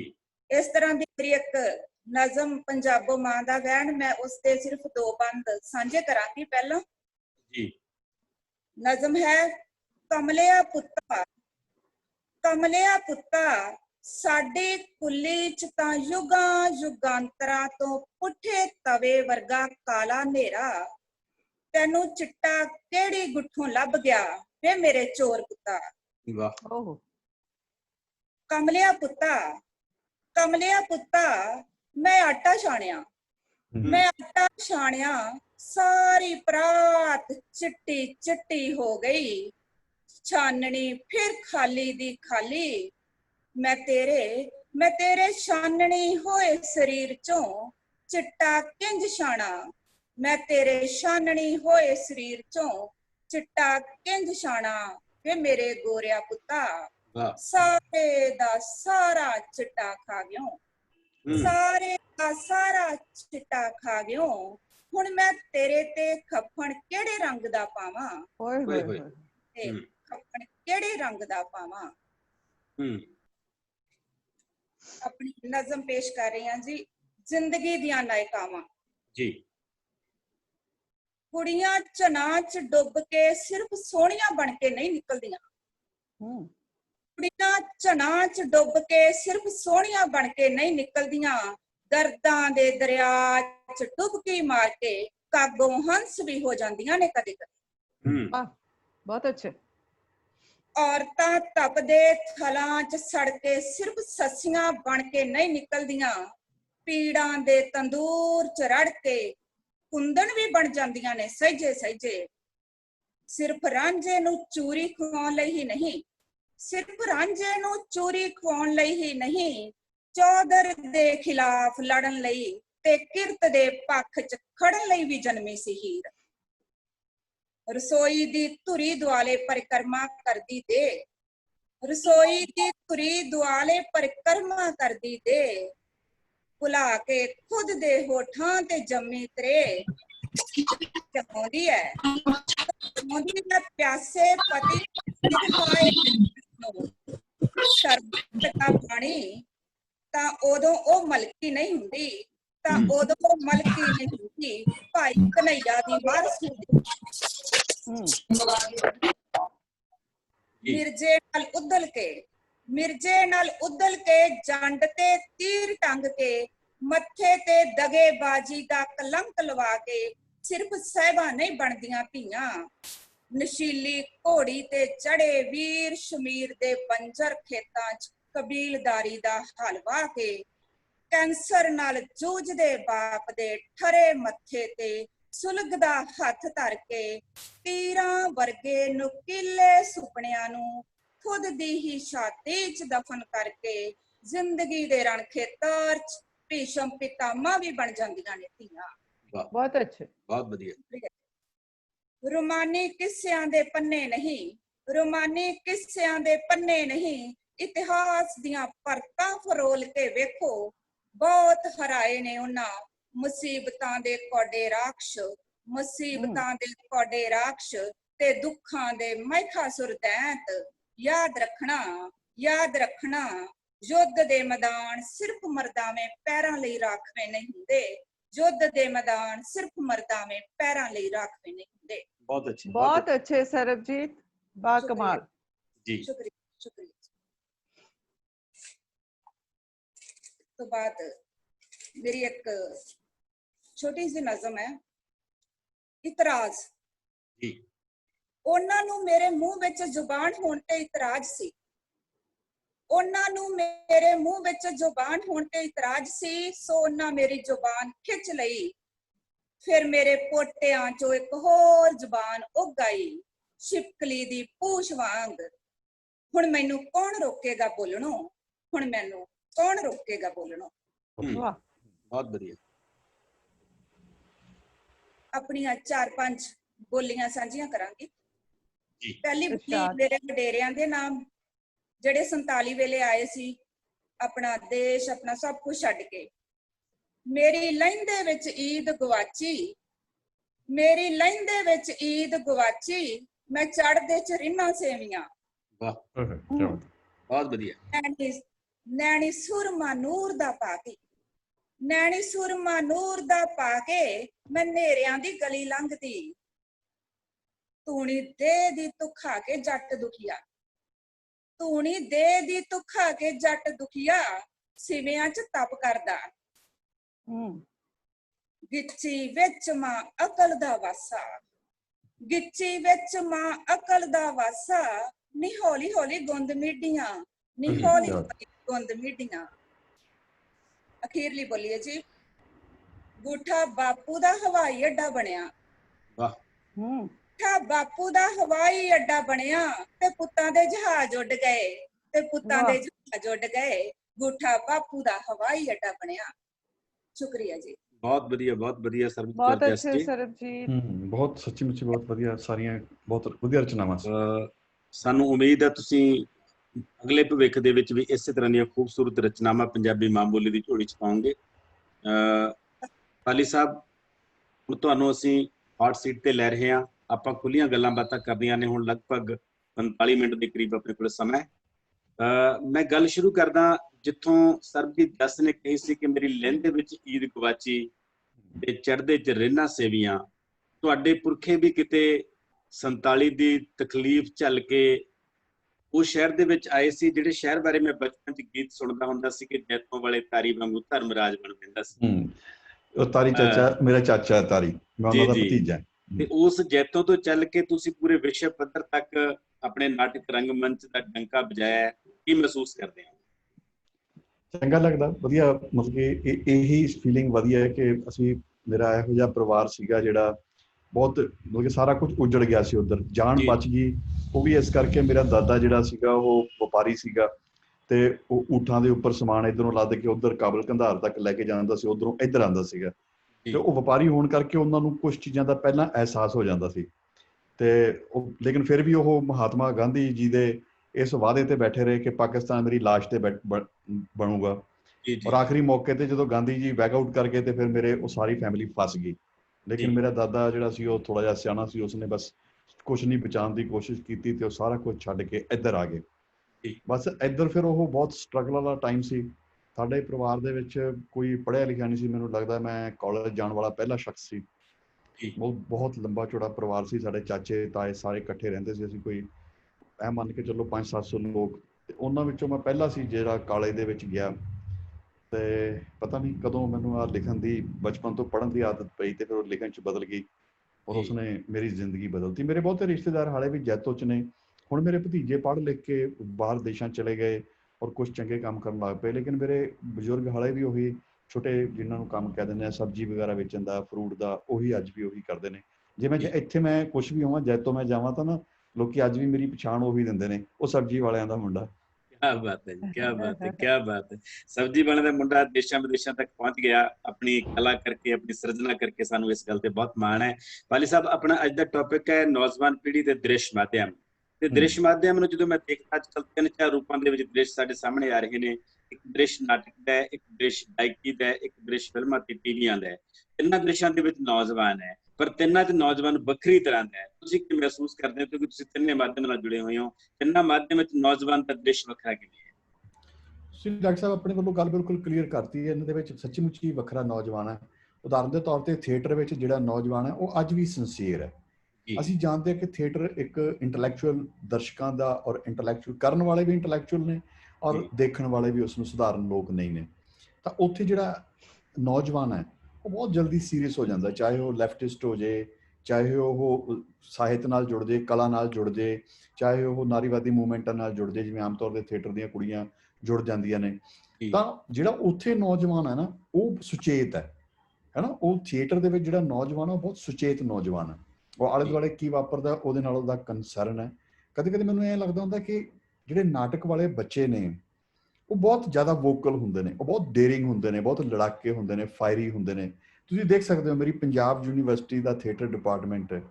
ਥੀਏਟਰ ਵਾਲਿਆਂ ਨੂੰ ਐਡਮਿਸ਼ਨ ਦਿੰਦਾ ਤੇ ਉਹ ਪਹਿਲਾਂ ਚੁਣ ਕੇ ਪਹਿਲਾਂ ਸਾਰੇ ਡਿਪਾਰਟਮੈਂਟ ਇਹ ਦੇਖਦੇ ਨੇ ਕਿ ਬੰਦਾ ਬੋਲਣ ਵਾਲਾ ਤਾਂ ਨਹੀਂ, ਇਹਨੂੰ ਸਭ ਤੋਂ ਜ਼ਿਆਦਾ ਗਰੀਬ ਘਰ ਚੋਂ ਲਓ, ਸਭ ਤੋਂ ਦਬਿਆ ਕੁਚਲਿਆ ਲਓ, ਜਿਹੜਾ ਬੋਲਣ ਵਾਲਾ ਨਾ ਹੋਵੇ। ਤੇ ਜੀ 24 ਸੀਟਾਂ ਹੁੰਦੀਆਂ ਤੇ ਉੱਥੇ 12 ਸੀਟਾਂ ਭਰਦੇ ਆ। ਮੈਂ ਡਾਕਟਰ ਸਾਹਿਬ ਨੂੰ ਪੁੱਛਿਆ, ਮੈਂ ਕਿਹਾ ਕਿਉਂ ਆਪਾਂ 12 ਸੀਟਾਂ ਖਾਲੀ ਛੱਡ ਦਿੰਦੇ ਹੋ? ਕਹਿੰਦਾ ਇਹ ਡਰਾਮੇ ਵਾਲੇ 12 ਨਹੀਂ ਸੰਭਾਲੇ ਜਾਂਦੇ, ਤੁਸੀਂ 24 ਭਰਤੀ ਕਰਕੇ ਤਾਂ ਇੱਥੇ ਪੰਗਾ ਪਾਲੋਗੇ। ਸੋ ਥੀਏਟਰ ਵਾਲੇ ਜਿਹੜੇ ਨੌਜਵਾਨ ਹੁੰਦੇ ਨੇ ਉਹ ਬਹੁਤ ਜ਼ਿਆਦਾ, ਮੈਨੂੰ ਐਂ ਲੱਗਦਾ ਕਿ ਸੁਚੇਤ ਹੁੰਦੇ ਨੇ, ਬੋਲਦੇ ਨੇ। ਲੇਕਿਨ ਫਿਲਮਾਂ ਦੇ ਵਿੱਚ ਜਿਹੜੇ ਨੌਜਵਾਨ ਨੇ ਉਹ ਮੈਂ ਦੇਖਿਆ ਕਿ ਉਹ ਬਹੁਤ ਜ਼ਿਆਦਾ ਏਦਾਂ ਕਹ ਲਓ ਬਿਜ਼ਨਸ ਮਾਈਂਡਡ ਹੋ ਜਾਂਦੇ ਨੇ ਬਹੁਤ ਜਲਦੀ, ਉਹ ਪ੍ਰੈਕਟੀਕਲ ਹੋ ਜਾਂਦੇ ਨੇ, ਔਰ ਉਹਨਾਂ ਨੂੰ ਸੰਘਰਸ਼, ਫਿਲਮ ਲਾਈਨ ਦਾ ਸੰਘਰਸ਼ ਬਹੁਤ ਵੱਡਾ ਹੈ, ਉਹ ਘਸਾ ਦਿੰਦਾ ਡਾਕਟਰ ਸਾਹਿਬ ਬੰਦੇ ਨੂੰ। ਇੱਥੇ ਜਿਹੜਾ ਫਿਲਮ ਲਾਈਨ ਦਾ ਸੰਘਰਸ਼ ਆ, ਸਭ ਤੋਂ ਵੱਡਾ ਸੰਘਰਸ਼ ਆ, ਉਹ ਫਿਜ਼ੀਕਲੀ, ਮੈਂਟਲੀ, ਇਮੋਸ਼ਨਲੀ, ਫਾਈਨੈਂਸ਼ਲੀ, ਹਰ ਤਰੀਕੇ ਨਾਲ ਬੰਦੇ ਨੂੰ ਤੋੜਦਾ। ਤਾਂ ਜਿਹੜੇ ਨੌਜਵਾਨ ਨੇ ਇੱਥੇ ਸ਼ੁਰੂ ਵਿੱਚ ਸੁਪਨੇ ਲੈ ਕੇ ਆਉਂਦੇ ਨੇ, ਬਹੁਤ ਜਲਦੀ ਫਿਰ ਜਾਂ ਤਾਂ ਉਹ ਪ੍ਰੈਕਟੀਕਲ ਹੋ ਜਾਂਦੇ ਨੇ ਜਾਂ ਫਰਸਟ੍ਰੇਸ਼ਨ 'ਚ ਹੋ ਜਾਂਦੇ ਨੇ। ਲੇਕਿਨ ਕੁੱਲ ਮਿਲਾ ਕੇ ਮੈਂ ਦੇਖਿਆ ਪੰਜਾਬੀ ਦੇ ਜਿਹੜੇ ਨੌਜਵਾਨ ਫਿਲਮ ਇੰਡਸਟਰੀ 'ਚ ਫਿਰਦੇ ਨੇ ਉਹ ਮਾੜੇ ਨੌਜਵਾਨ ਨਹੀਂ ਹੈ, ਚੰਗੇ ਨੌਜਵਾਨ ਨੇ, ਔਰ ਉਹ ਉਹਨਾਂ ਨੂੰ ਪਤਾ ਹੈ ਵੀ ਸਾਨੂੰ ਸਟਰਗਲ ਕਰਨਾ ਪਊਗਾ, ਉਹਨਾਂ ਅੰਦਰ ਹਿੰਮਤ ਹੈ ਔਰ ਉਹ ਵਧੀਆ ਤਰੀਕੇ ਨਾਲ ਲੱਗੇ ਹੋਏ ਨੇ। ਲੇਕਿਨ ਸਭ ਤੋਂ ਜ਼ਿਆਦਾ ਫਿਕਰ ਕਰਨ ਵਾਲੀ ਨੌਜਵਾਨ ਪੀੜ੍ਹੀ ਉਹ ਹੈ ਜਿਹੜੀ ਸੰਗੀਤ ਵਿੱਚ ਹੈ। ਸਿੱਧੂ ਮੂਸੇਵਾਲੇ ਦੇ ਤੁਸੀਂ ਥਰੂ ਦੇਖ ਸਕਦੇ ਹੋ, ਉਹ ਪੀੜ੍ਹੀ ਉਸ ਨੂੰ ਰਿਪਰੈਜ਼ੈਂਟ ਕਰਦੀ ਹੈ। ਡਾਕਟਰ ਸਾਹਿਬ ਉਹ ਪੀੜ੍ਹੀ ਹੈ ਜਿਹੜੀ ਕਿ ਆਪਣਾ ਵੀ ਨੁਕਸਾਨ ਕਰ ਰਹੀ ਹੈ, ਔਰ ਉਹ ਪੀੜ੍ਹੀ ਪੰਜਾਬੀ ਕਲਚਰ ਦਾ ਵੀ ਨੁਕਸਾਨ ਕਰ ਰਹੀ ਹੈ, ਔਰ ਸਾਹਿਤ ਦਾ ਵੀ ਨੁਕਸਾਨ ਕਰ ਰਹੀ ਹੈ, ਲੋਕਾਂ ਦੇ ਟੇਸਟ ਦਾ ਨੁਕਸਾਨ ਕਰ ਰਹੀ ਹੈ। ਉਹਨਾਂ ਨੇ ਲੋਕਾਂ ਦਾ ਟੇਸਟ ਇੰਨੇ ਹੇਠਲੇ ਲੈਵਲ ਤੇ ਲੈ ਗਏ ਉਹ ਕਿ ਹੁਣ ਸਾਹਿਤ ਪੜ੍ਹਨ ਵਾਲੀ ਉਹ ਬਚੀ ਨਹੀਂ। ਔਰ ਜਿਸ ਤਰੀਕੇ ਨਾਲ ਸਿੱਧੂ ਮੂਸੇਵਾਲਾ ਚੱਲ ਰਿਹਾ, ਮੈਨੂੰ ਲੱਗਦਾ ਹੈ ਸਾਨੂੰ ਮਰਵਾਊਗਾ। ਇਹ ਇੱਕ ਸੈਂਸਰ ਬੋਰਡ ਬਣਵਾ ਦੂਗਾ। ਮੈਨੂੰ ਤਾਂ ਇਹ ਲੱਗਦਾ ਕਿ ਇੱਕ ਸਾਜ਼ਿਸ਼ ਚੱਲਦੀ ਪਈ ਹੈ, ਸਰਕਾਰ ਜਾਣਬੁੱਝ ਕੇ ਸਿੱਧੂ ਮੂਸੇਵਾਲੇ ਦੇ ਰਾਹੀਂ ਇੱਕ ਵਿਵਾਦ ਖੜਾ ਕਰ ਰਹੀ ਹੈ ਤਾਂ ਕਿ ਮੁੜ ਕੇ ਉਹਨਾਂ ਨੂੰ ਬਹਾਨਾ ਮਿਲ ਜੇ ਤੇ ਇੱਕ ਸੈਂਸਰ ਬੋਰਡ ਲੱਗ ਜੇ। ਔਰ ਮੁੜ ਕੇ ਸੈਂਸਰ ਬੋਰਡ ਨੇ ਕੀ ਕਰਨਾ ਡਾਕਟਰ ਸਾਹਿਬ ਤੁਸੀਂ ਸਾਰੇ ਜਾਣਦੇ ਹੀ ਹੋ। ਉਹਨਾਂ ਨੇ ਇਹੋ ਜਿਹਾ ਨੂੰ ਰੋਕਣਾ, ਉਹਨਾਂ ਨੇ ਰੋਕਣਾ ਫਿਰ ਤੁਹਾਡੇ ਮੇਰੇ ਵਰਗਿਆਂ ਨੂੰ ਹੈ, ਜਾਂ ਜਸ ਜੀ ਦੀਆਂ ਕਵਿਤਾਵਾਂ ਸੀ ਔਰ ਮੈਡਮ ਸੋਹਲ ਜਾਣਦੇ ਆ ਕਿ ਫਿਰ ਮੁੜ ਕੇ ਸੈਂਸਰ ਜਦੋਂ ਲੱਗਦਾ ਤਾਂ ਫਿਰ ਉਹ ਸਭ ਤੋਂ ਜ਼ਿਆਦਾ ਮਾਰ ਜਿਹੜੀ ਹੈ ਕਵੀ ਨੂੰ ਪੈਂਦੀ ਹੈ, ਨਾਟਕਕਾਰ ਨੂੰ ਪੈਂਦੀ ਹੈ। ਬਿਲਕੁਲ ਇਹਦਾ ਇੱਕ ਰੂਪ ਅਸੀਂ ਵਰਬਰਾ ਰਾਓ ਵਰਗੇ ਦੇ ਰੂਪ ਵਿੱਚ ਦੇਖ ਚੁੱਕੇ ਹਾਂ ਕਿ ਕਿਸ ਤਰ੍ਹਾਂ ਉਹਨਾਂ ਨੇ ਕਵਿਤਾ ਨੂੰ ਜੇਲ੍ਹਾਂ 'ਚ ਬੰਦ ਕੀਤਾ ਹੋਇਆ ਹੈ। ਜੀ ਪਾਲੀ ਜੀ, ਥੋੜਾ ਜਿਹਾ ਅੱਗੇ ਚੱਲੀਏ ਆਪਾਂ। ਤੁਸੀਂ ਇੱਕ ਨੌਜਵਾਨ ਪੀੜ੍ਹੀ ਦੀ ਇੱਕ ਹੋਰ ਪਰਤ ਸੀ ਜਿਹੜੀ ਚਿੱਟੇ ਵਾਲੀ, ਜਿਹਦਾ ਇਸ਼ਾਰਾ ਸਰਬਜੀਤ ਜੱਸ ਨੇ ਆਪਣੀ ਕਵਿਤਾ 'ਚ ਵੀ ਕੀਤਾ, ਤੇ ਤੁਸੀਂ ਬਹੁਤ ਖੂਬਸੂਰਤ ਇੱਕ, ਚਲੋ ਖੂਬਸੂਰਤ ਭਾਵੇਂ ਨਾ ਵੀ ਕਹੀਏ, ਬਹੁਤ ਲੋੜੀਂਦੀ ਇੱਕ ਮੁਹਿੰਮ ਚਲਾਈ ਸੀ, ਮਰੋ ਜਾਂ ਵਿਰੋਧ ਕਰੋ, ਨਸ਼ਿਆਂ ਦੇ ਖਿਲਾਫ ਕਾਲਾ ਹਫ਼ਤਾ, ਤੇ ਬਹੁਤ ਉਸਨੂੰ ਰਿਸਪੌਂਸ ਵੀ ਮਿਲਿਆ। ਪਰ ਉਦੋਂ ਬਾਅਦ ਉਹ ਸਾਰਾ ਕੁਝ ਕਿੱਧਰ ਗਿਆ? ਕਿ ਉਹਦੀ ਲੋੜ ਖਤਮ ਹੋ ਗਈ ਜਾਂ ਆਪਣੀਆਂ ਕੋਈ ਸੀਮਾਵਾਂ ਸੀਆਂ? ਕੀ ਲੱਗਦਾ ਤੁਹਾਨੂੰ ਇਸ ਬਾਰੇ? ਡਾਕਟਰ ਸਾਹਿਬ ਉਹ ਕੋਈ ਮੂਵਮੈਂਟ ਜਿਹੜੀ ਸੀ, ਅਸੀਂ ਕੋਈ, ਤੁਸੀਂ ਵੀ ਜਾਣਦੇ ਹੋ ਕਿ ਆਪਾਂ ਸਭ ਨੌਕਰੀ ਪੇਸ਼ਾ ਕੰਮ ਧੰਦਿਆਂ ਵਾਲੇ ਲੋਕ ਆ ਜੀ। ਉਹ ਕੋਈ ਜਸਟ ਇੱਕ ਪੋਲੀਟੀਕਲ ਮੂਵਮੈਂਟ ਨਹੀਂ ਸੀ, ਸਾਡਾ ਕੋਈ ਪੋਲੀਟੀਕਲ ਬੈਕਅਪ ਨਹੀਂ ਸੀ। ਆਸੇ ਪਾਸੇ ਇੰਨਾ ਕੁਝ ਵਾਪਰ ਰਿਹਾ ਸੀ ਕਿ ਹੁਣ ਵੀ ਅਸੀਂ ਸਾਰੇ ਫਰਸਟ੍ਰੇਟਡ ਆ। ਤੁਸੀਂ ਕਿਹੜਾ ਫਰਸਟ੍ਰੇਟਡ ਨਹੀਂ? ਜੋ ਕੁਝ ਆਪਣੇ ਆਲੇ ਦੁਆਲੇ ਵਾਪਰ ਰਿਹਾ ਉਸ ਤੋਂ ਹਰ ਇੱਕ ਪੜ੍ਹਿਆ ਲਿਖਿਆ ਔਰ ਬੰਦਾ ਜੋ ਮਾੜਾ ਜਿਹਾ ਵੀ ਸੋਚਦਾ ਉਹ ਡਿਸਟਰਬ ਹੈ, ਪਰੇਸ਼ਾਨ ਹੈ। ਪੰਜਾਬ ਦਾ ਸਿਨੈਰੀਓ ਬਹੁਤ ਬੁਰੀ ਹਾਲਤ ਵਿੱਚ ਹੈ, ਖਰਾਬ ਹੈ, ਪੋਲੀਟੀਕਲੀ ਹਰ ਤਰੀਕੇ ਨਾਲ ਖਰਾਬ ਹੈ। ਔਰ ਇਹ ਏਦਾਂ ਕਹੋ ਕਿ ਕੋਈ ਇਹਦੀ ਸਾਰ ਲੈਣ ਵਾਲਾ ਨਹੀਂ ਬਚਿਆ। ਉਸ ਵੇਲੇ ਇੱਕ ਦਿਨ ਜਿਵੇਂ ਨਸ਼ਿਆਂ ਦਾ ਆਲੇ ਦੁਆਲੇ ਬਹੁਤ ਚੱਲ ਰਿਹਾ ਸੀ ਤੇ ਇੱਕ ਵੀਡੀਓ ਕਿਸੇ ਨੇ ਭੇਜਿਆ ਮੈਨੂੰ, 2-2:30 ਵਜੇ ਦੀ ਗੱਲ ਹੈ। ਉੱਥੇ ਇੱਕ ਮਾਂ ਬਹੁਤ ਬੁਰੀ ਤਰ੍ਹਾਂ ਵੈਣ ਪਾ ਰਹੀ ਸੀ ਕੋਟਪੂਰੇ, ਉਹਦੀ ਗੋਦੀ ਵਿੱਚ ਉਹਦਾ ਬੱਚਾ ਡਿੱਗਿਆ ਪਿਆ ਸੀਗਾ। That was shocking. ਮੈਂ ਇੰਨਾ ਕੁ ਡਿਸਟਰਬ ਹੋਇਆ ਕਿ ਮੈਂ ਉਹ ਇੱਕ ਛੋਟਾ ਜਿਹਾ ਪੋਸਟਰ ਕੰਪਿਊਟਰ ਤੇ ਤਿਆਰ ਕੀਤਾ ਤੇ ਮੈਂ ਹਜੇ ਫੇਸਬੁੱਕ ਤੇ ਪਾਉਣ ਹੀ ਲੱਗਿਆ ਸੀ ਕਿ ਮੈਨੂੰ ਬਲਤੇਜ ਪੰਨੂ ਜੀ ਦਾ ਫੋਨ ਆ ਗਿਆ। ਕਹਿੰਦੇ ਯਾਰ ਤੁਸੀਂ ਆਹ ਵੀਡੀਓ ਦੇਖਿਆ? ਮੈਂ ਕਿਹਾ ਸਰ ਮੈਂ ਇਹ ਵੀਡੀਓ ਦੇਖ ਕੇ ਰੋ ਰਿਹਾ। ਕਹਿੰਦੇ ਯਾਰ ਆਪਾਂ ਲੋਕਾਂ ਨੂੰ ਕੁਛ ਕਰੀਏ। ਅਸੀਂ ਉਹ ਪੋਸਟਰ ਸ਼ੇਅਰ ਕਰਨੇ ਸ਼ੁਰੂ ਕੀਤੇ, ਇੱਕ ਪੇਜ ਬਣਾਤਾ ਫੇਸਬੁੱਕ ਦੇ ਉੱਪਰ। ਸ਼ਾਮ ਨੂੰ ਸਾਡੇ ਨਾਲ ਮਿੰਟੂ ਗੁਰਸਰੀਆ ਜੀ ਜੁੜ ਗਏ ਔਰ ਇੱਕ ਹਾਕਮ ਸਿੰਘ ਸਾਡੇ ਪੁਰਾਣੇ ਹਾਈ ਕੋਰਟ ਦੇ ਵਕੀਲ ਮਿੱਤਰ ਨੇ, ਉਹ ਸਾਡੇ ਨਾਲ ਜੁੜ ਗਏ। ਤਾਂ ਅਸੀਂ ਚਾਰਾਂ ਨੇ ਸ਼ਾਮ ਤੱਕ ਲੋਕਾਂ ਨੂੰ ਫੋਨ ਕਰਕੇ ਰਿਕੁਐਸਟ ਕੀਤੀ ਯਾਰ ਕਿ ਆਓ ਆਪਾਂ ਆਵਾਜ਼ ਚੱਕੀਏ। ਲੇਕਿਨ ਸਾਰਿਆਂ ਦਾ ਇਹੀ ਸਵਾਲ ਸੀ ਕਿ ਤੁਸੀਂ ਪੋਲਿਟਿਕਸ ਵੱਲ ਜਾ ਰਹੇ ਹੋ, ਕਿਉਂਕਿ ਸਾਰਿਆਂ ਨੂੰ ਇਹ ਵੀ ਭਗਵੰਤ ਮਾਨ ਸਾਡਾ ਦੋਸਤ ਹੈ ਔਰ ਪਿਛਲੇ ਵਾਰੀ ਆਪ ਦੇ ਵਿੱਚ ਅਸੀਂ ਆਪ ਦੇ ਸਪੋਰਟਰ ਸੀ। ਉਹਨਾਂ ਨੂੰ ਲੱਗਿਆ ਵੀ ਸ਼ਾਇਦ ਇੱਕ ਪੋਲੀਟੀਕਲ ਮੂਵਮੈਂਟ ਹੈ। ਸੋ ਅਸੀਂ ਇਹ ਤੈਅ ਕਰ ਲਿਆ ਸੀ ਕਿ ਇੱਕ ਹਫ਼ਤਾ ਮੂਵਮੈਂਟ ਚੱਲੂਗੀ, ਇੱਕ ਹਫ਼ਤਾ ਨਸ਼ੇ ਦੇ ਖਿਲਾਫ ਹੈ ਔਰ ਅਸੀਂ ਜਿੰਨਾ ਕਿ ਇਸ ਨੂੰ ਸਵਾਲ ਚੱਕ ਸਕੇ ਚੱਕਾਂਗੇ ਤੇ ਮੁੜ ਕੇ ਅਸੀਂ ਖਤਮ ਕਰ ਦੇਂਗੇ। ਅਸੀਂ ਪਹਿਲੇ ਦਿਨ ਤੋਂ ਹੀ ਡਿਟਰਮਿੰਡ ਸੀਗੇ ਇੱਕ ਹਫ਼ਤੇ ਦੀ ਮੂਵਮੈਂਟ ਹੈ ਔਰ ਸਾਨੂੰ ਚੰਗਾ ਰਿਸਪੌਂਸ ਮਿਲਿਆ। ਸਾਰਾ ਪੰਜਾਬ ਸਾਡੇ ਨਾਲ ਤੁਰਿਆ। ਲੇਕਿਨ ਉਹਦਾ ਨਾ ਹੀ ਇਹ ਸੀ ਨਸ਼ਿਆਂ ਦੇ ਖਿਲਾਫ ਕਾਲਾ ਹਫ਼ਤਾ। ਫਿਰ ਅਸੀਂ, ਸਾਨੂੰ ਕੈਪਟਨ ਸਾਹਿਬ ਨੇ ਸੱਦਿਆ। ਅਸੀਂ ਅੰਦਰ ਲੋਕ ਜੋ ਮਰਜ਼ੀ ਕਹੀ ਜਾਣ, ਅਸੀਂ ਕੈਪਟਨ ਸਾਹਿਬ ਦੀ ਜੋ ਡਟ ਕੇ ਅੰਦਰ ਬੋਲ ਸਕਦੇ ਸੀ, ਜਿਹੜੀਆਂ ਗੱਲਾਂ ਉਦੋਂ ਨਹੀਂ ਵੀ ਸੀ ਕਹਿਣੀਆਂ ਸੀ, ਇੱਥੋਂ ਤੱਕ ਵੀ ਕਹਿ ਕੇ ਆਏ ਕਿ ਕੈਪਟਨ ਸਾਹਿਬ ਥੱਲੇ ਤੁਹਾਡੀ ਇਮੇਜ ਬਹੁਤ ਖਰਾਬ ਹੈ ਜੀ।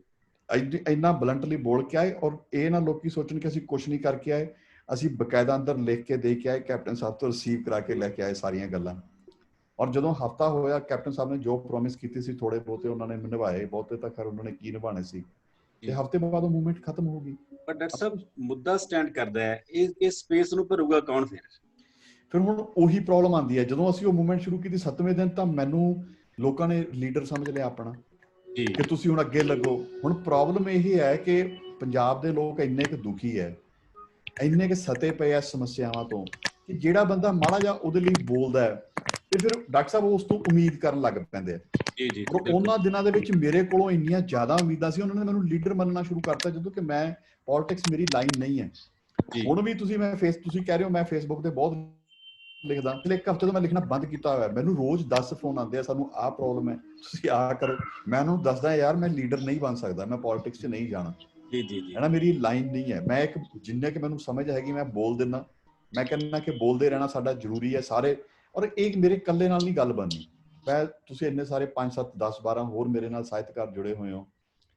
ਡਾਕਟਰ ਸਾਹਿਬ ਮੈਂ ਸਾਹਿਤਕਾਰਾਂ 'ਚ ਬਹੁਤ ਘੱਟ ਲੋਕ ਬੋਲਦੇ ਨੇ। ਉਸ ਵੇਲੇ ਸਾਡੇ ਨਾਲ ਸਿਰਫ ਮੈਡਮ ਪਾਲ ਕੌਰ ਲੱਗੇ, ਹੋਰ ਸਾਡੇ ਨਾਲ ਕਿੰਨੇ ਬੰਦੇ ਨੂੰ ਅਸੀਂ ਫੋਨ ਕੀਤੇ, ਮੈਸੇਜ ਕੀਤੇ, ਲੋਕ ਡਰਦੇ ਮਾਰੇ ਸਾਡਾ ਪੋਸਟਰ ਤੱਕ ਸ਼ੇਅਰ ਨਹੀਂ ਸੀ ਕਰਦੇ।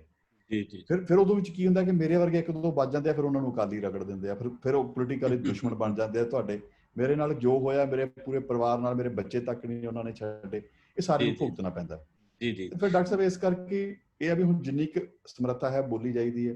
ਮੈਨੂੰ ਲੱਗਦਾ ਅਗਰ ਹੋਰ ਲੋਕ, ਵਰਵਰਾ ਰਾਓ ਇੱਕ ਹੋ ਸਕਦਾ, ਔਰ ਮੇਰੀ ਇੱਕ ਇਹ ਵੀ ਸਟੱਡੀ ਕਹਿੰਦੀ ਹੈ ਕਿ ਸਾਊਥ ਵਿੱਚ ਸਟਿਲ ਰਾਈਟਰ ਬਹੁਤ ਜ਼ਿਆਦਾ ਬੋਲਦਾ, ਉੱਥੇ ਐਕਟਰ ਵੀ ਬੋਲਦੇ ਪਏ ਆ, ਸਾਰੇ ਬੋਲਦੇ ਪਏ ਆ। ਸਾਡੇ ਪੰਜਾਬ ਦੇ ਵਿੱਚ ਐਕਟਰ ਤਾਂ ਬਿਲਕੁਲ ਨਹੀਂ ਬੋਲਦੇ, ਸਿੱਧੂ ਮੂਸੇ ਵਰਗੇ ਇਹ ਉਲਟੇ ਪਾਸੇ ਸਗੋਂ ਭੁਗਤਦੇ ਆ, ਔਰ ਸਾਡੇ ਰਾਈਟਰ ਵੀ ਅਨਫੋਰਚੂਨੇਟਲੀ ਨਹੀਂ ਬੋਲਦੇ। ਜੀ ਡਾਕਟਰ ਸਾਹਿਬ, ਫਿਲਮਾਂ ਦੇ ਵਿੱਚ ਖਾਸ ਤੌਰ ਤੇ ਪੰਜਾਬੀ ਫਿਲਮਾਂ ਦੀ ਜੇ ਆਪਾਂ ਗੱਲ ਕਰੀਏ, ਜਿਹੜਾ ਨੌਜਵਾਨ ਦਾ ਬਿੰਬ ਉਹਦੇ ਵਿੱਚ ਪੇਸ਼ ਕੀਤਾ ਜਾ ਰਿਹਾ ਹੈ, ਉਤੋਂ ਤੁਸੀਂ ਥੋੜਾ ਜਿਹਾ ਹਟ ਕੇ 7 ਸਟੱਪਿਡ ਦੇ ਵਿੱਚ ਕੋਸ਼ਿਸ਼ ਕੀਤੀ, ਉਸ ਤੋਂ ਬਾਅਦ ਵੀ ਚਲੋ ਤੁਸੀਂ ਕੋਸ਼ਿਸ਼ ਕੀਤੀ, ਪਰ ਉਹ ਉਸ ਰੂਪ ਦੇ ਵਿੱਚ ਐਕਸੈਪਟੇਬਿਲਿਟੀ ਉਹਦੀ ਨਹੀਂ ਹੋ ਸਕੀ ਹੈਗੀ। ਤੁਹਾਨੂੰ ਕੀ ਲੱਗਦਾ ਹੈ ਕਿ ਕਿੱਥੇ ਕਮੀ ਹੈ? ਕਮੀ ਨਹੀਂ ਹੈਗੀ, ਪੰਜਾਬੀ ਫਿਲਮ ਇੰਡਸਟਰੀ ਵਿੱਚ ਹਾਲੇ ਡਾਇਰੈਕਟਰ ਨਹੀਂ ਆਇਆ। ਮਤਲਬ ਕਿ ਆਪਾਂ ਜਾਣਦੇ ਹਾਂ ਕਿ ਥੀਏਟਰ ਵਿੱਚ ਡਾਇਰੈਕਟਰ ਬਹੁਤ ਲੇਟ ਆਇਆ, ਹੈ ਨਾ। ਆਪਾਂ ਹਰਪਾਲ ਟਿਵਾਣਾ ਜੀ, ਟੋਨੀ ਬਾਤਿਸ਼, ਕੇਵਲ ਧਾਲੀਵਾਲ ਆਪਾਂ ਜਾਣਦੇ ਹਾਂ ਇਹ 70 75 ਦੇ ਵਿੱਚ ਆਏ। ਡਾਇਰੈਕਟਰ ਕੀ ਉਹ ਹੁੰਦਾ ਜਿਹੜਾ ਜਿਸ ਨੂੰ ਇੱਕ ਗੱਲ ਪਤਾ ਹੈ ਕਿ ਇੱਕ ਸਕ੍ਰਿਪਟ ਹੈ, ਨਾਟਕ ਲਈ ਲਿਖੀ ਗਈ ਹੈ, ਤੇ ਅਗਾਂਹ ਸਟੇਜ ਦੇ ਉੱਪਰ ਜਾ ਕੇ ਮੈਂ ਇੱਕ ਹੋਰ ਸਕ੍ਰਿਪਟ ਲਿਖਣੀ ਹੈ। ਜਿੰਨੀ ਦੇਰ ਤੱਕ ਇਹੋ ਜਿਹਾ ਡਾਇਰੈਕਟਰ ਨਹੀਂ ਆਇਆ, ਤੁਸੀਂ ਦੇਖ ਸਕਦੇ ਹੋ ਪੰਜਾਬੀ ਨਾਟਕ ਵਿੱਚ ਡੈਪਥ ਨਹੀਂ ਆਈ। ਲੇਕਿਨ ਪ੍ਰੋਬਲਮ ਇਹ ਹੈ ਕਿ ਅੱਜ ਵੀ ਬਹੁਤ ਸਾਰੇ ਡਾਇਰੈਕਟਰ ਪੰਜਾਬੀ ਸਿਨੇਮੇ ਦੇ ਇਹੋ ਜਿਹੇ ਹੈ ਜਿਨ੍ਹਾਂ ਨੂੰ ਇਹ ਨਹੀਂ ਪਤਾ ਕਿ ਸਕ੍ਰਿਪਟ ਲਿਖਣਾ ਵੀ ਇੱਕ ਲੈਂਗੁਏਜ ਹੈ, ਤੇ ਅਗਾਂਹ ਉਸਨੂੰ ਸਕਰੀਨ ਤੇ ਪੇਸ਼ ਕਰਨਾ ਵੀ ਇੱਕ ਲੈਂਗੁਏਜ ਹੈ। ਠੀਕ ਹੈ, ਉਹ ਜਦੋਂ ਤੱਕ ਉਹ ਡਾਇਰੈਕਟਰ ਨਹੀਂ ਆਉਂਦਾ ਨਾ, ਉਦੋਂ ਤੱਕ ਪੰਜਾਬੀ ਇੰਡਸਟਰੀ ਜ਼ਮੀਨ ਨਾਲ ਨਹੀਂ ਜੁੜ ਸਕਦੀ। ਫਿਰ ਵੀ 10 12 ਚੰਗੀਆਂ 15 20 ਫਿਲਮਾਂ ਮੈਂ ਇਹੋ ਜਿਹੀਆਂ ਗਿਣਾ ਸਕਦਾ ਜਿਨ੍ਹਾਂ ਨੇ ਸਿਨੇਮੇ ਨੂੰ, ਪੰਜਾਬੀ ਸਿਨੇਮੇ ਨੂੰ ਜ਼ਮੀਨ ਨਾਲ ਜੋੜਿਆ। ਉਹਦਾ ਡਾਇਰੈਕਟਰ ਵੀ ਕਾਮਯਾਬ ਸੀ, ਅੱਛੇ ਰਾਈਟਰ ਸੀ ਉਹ, ਤੇ ਉੱਥੇ ਬਿੰਬ ਵੀ ਉਹਨਾਂ ਨੇ ਸਹੀ ਤਰੀਕੇ ਨਾਲ ਪੇਸ਼ ਕਰਨ ਦੀ ਕੋਸ਼ਿਸ਼ ਕੀਤੀ। ਲੇਕਿਨ ਜਦੋਂ ਤੱਕ ਇੱਕ ਵਧੀਆ ਡਾਇਰੈਕਟਰ ਨਹੀਂ ਆਉਂਦਾ ਨਾ, ਉਦੋਂ ਤੱਕ ਮੈਨੂੰ ਲੱਗਦਾ ਇਹ ਪ੍ਰੋਬਲਮ ਰਹੂ। ਬਹੁਤੇ ਡਾਇਰੈਕਟਰ ਜਿਹੜੇ ਨੇ ਉਹ ਪ੍ਰੋਡਿਊਸਰਾਂ ਤੋਂ ਥੱਲੇ ਲੱਗ ਕੇ ਰਹਿੰਦੇ ਨੇ, ਜੋ ਪ੍ਰੋਡਿਊਸਰ ਕਹਿੰਦੇ ਨੇ ਉਹੀ ਬਣਾ ਦਿੰਦੇ ਨੇ, ਉਹੀ ਛਾਪ ਦਿੰਦੇ ਨੇ। ਔਰ ਡਾਕਟਰ ਸਾਹਿਬ ਇਹ ਲਾਈਨ ਇਹੋ ਜਿਹੀ ਨਹੀਂ ਹੈਗੀ ਕਿ ਇੱਥੇ ਰਾਈਟਰ ਦੀ ਚੱਲਦੀ ਹੈ। ਫਾਰ ਐਗਜ਼ਾਮਪਲ ਤੁਸੀਂ ਰਾਈਟਰ ਹੋ, ਮੈਂ ਰਾਈਟਰ ਹਾਂ, ਮੈਂ ਜੋ ਲਿਖਤਾ ਡਾਇਰੈਕਟਰ ਉਹ ਖੇਡਣ ਲਈ ਮਜਬੂਰ ਹੈ। ਤੇ ਫਿਲਮ ਇੰਡਸਟਰੀ 'ਚ ਇਹੋ ਜਿਹਾ ਕੁਛ ਨਹੀਂ ਹੁੰਦਾ। ਇੱਥੇ ਰਾਈਟਰ ਨੂੰ ਸਲਾਹ ਦੇਣ ਵਾਲੇ 20 25 ਬੰਦੇ ਹੁੰਦੇ ਆ, ਪ੍ਰੋਡਿਊਸਰ ਆਪ ਹੁੰਦਾ ਹੈ, ਹੀਰੋ ਆਪਣਾ ਰੋਲ ਆਪ ਲਿਖਾ ਲੈਂਦਾ, ਹੀਰੋਇਨ ਆਪਣਾ ਰੋਲ ਲਿਖਾ ਲੈਂਦੀ ਹੈ, ਤੁਰਿਆ ਜਾਂਦਾ ਸਪੌਟ ਬੁਆਏ ਵੀ 4 5 ਡਾਇਲੌਗ ਲਿਖਾ ਜਾਂਦਾ। ਇਹ ਬਹੁਤ ਫਨੀ ਲਾਈਨ ਹੈ। ਕਿਆ ਬਾਤ। ਡਾਕਟਰ ਸਾਹਿਬ, ਪੰਜਾਬੀ ਫਿਲਮਾਂ ਦੇ ਵਿੱਚ ਚਲੋ ਤੁਸੀਂ ਡਾਇਰੈਕਟਰ ਦੀ ਗੱਲ ਕੀਤੀ ਹੈ, ਜੇ ਮੈਂ ਐਕਟਰ ਦੀ ਵੀ ਗੱਲ ਕਰਾਂ, ਸਾਡੇ ਜਿਹੜੇ ਡਾਇਰੈਕਟਰ ਨੇ ਉਹ ਰਿਸਕ ਨਹੀਂ ਲੈਂਦੇ ਇਸ ਗੱਲ ਦਾ, ਜਾਂ ਕੀ ਕਾਰਨ ਹੈ ਕਿ ਗਾਇਕ ਹੀ ਆ ਕੇ ਐਕਟਰ ਬਣ ਜਾਂਦੇ ਨੇ, ਜਦੋਂ ਕਿ ਇਹ ਜ਼ਰੂਰੀ ਤਾਂ ਨਹੀਂ ਹੈਗਾ ਕਿ ਗਾਇਕ ਐਕਟਰ ਬਣਨ। ਐਕਟਰ ਸਾਡੇ ਕੋਲੇ ਥੀਏਟਰ ਨੇ ਬਹੁਤ ਸਾਰੇ ਦਿੱਤੇ ਹੋਏ ਨੇ, ਤੁਸੀਂ ਬਹੁਤ ਸਾਰੇ ਪੈਦਾ ਕੀਤੇ ਨੇ, ਹੋਰ ਬਹੁਤ ਸਾਰੀਆਂ ਟੀਮਾਂ ਕੰਮ ਕਰ ਰਹੀਆਂ ਨੇ, ਪਰ ਉਹ ਗਾਇਕ ਹੀ ਕਿਉਂ ਰਿਪਲੇਸ ਕਰ ਜਾਂਦੇ ਨੇ ਐਕਟਰ ਨੂੰ ਆ ਕੇ? ਉਹ ਇੱਕ ਨਾ ਭ੍ਰਾਂਤੀ ਬਣੀ ਹੋਈ ਹੈ, ਇੱਕ ਮਿੱਥ ਬਣੀ ਹੋਈ ਹੈਗੀ ਕਿ ਦੇਖੋ ਸਿਨੇਮਾ ਹੁਣ ਪਹਿਲਾਂ ਵਾਂਗੂ 25 ਹਫ਼ਤੇ ਨਹੀਂ ਚੱਲਦਾ, ਹੁਣ ਸਿਰਫ 3 ਦਿਨ ਦੀ ਖੇਡ ਰਹਿ ਗਈ।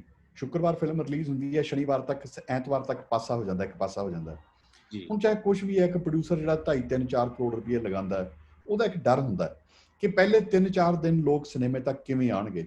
ਹਰ ਹਫ਼ਤੇ ਫਿਲਮ ਆ ਰਹੀ ਹੈ, ਕਈ ਹਫ਼ਤੇ 2 ਫਿਲਮਾਂ ਆਉਂਦੀਆਂ, ਤਾਂ ਫਿਰ ਉਹਦੇ ਵਿੱਚ ਕੀ ਹੁੰਦਾ ਕਿ ਜਿਹੜੇ ਇਹ ਸਿੰਗਰ ਹੁੰਦੇ ਨੇ, ਇਹ ਨਾ ਕਈ ਗੱਲਾਂ ਦੇ ਵਿੱਚ ਬੜੇ ਪ੍ਰੈਕਟੀਕਲ ਔਰ ਬੜੇ ਕਮਰਸ਼ੀਅਲ ਹੁੰਦੇ ਨੇ। ਫਾਰ ਐਗਜ਼ਾਮਪਲ ਇਹ ਆਪਣੀ ਇਮੇਜ ਬਿਲਡ ਕਰਦੇ ਆ, ਇਹ ਆਪਣੇ ਆਪ ਨੂੰ ਆਮ ਜ਼ਿੰਦਗੀ 'ਚ ਬਹੁਤ ਵੱਡਾ ਸਟਾਰ ਬਣਾ ਕੇ ਪੇਸ਼ ਕਰਦੇ ਆ।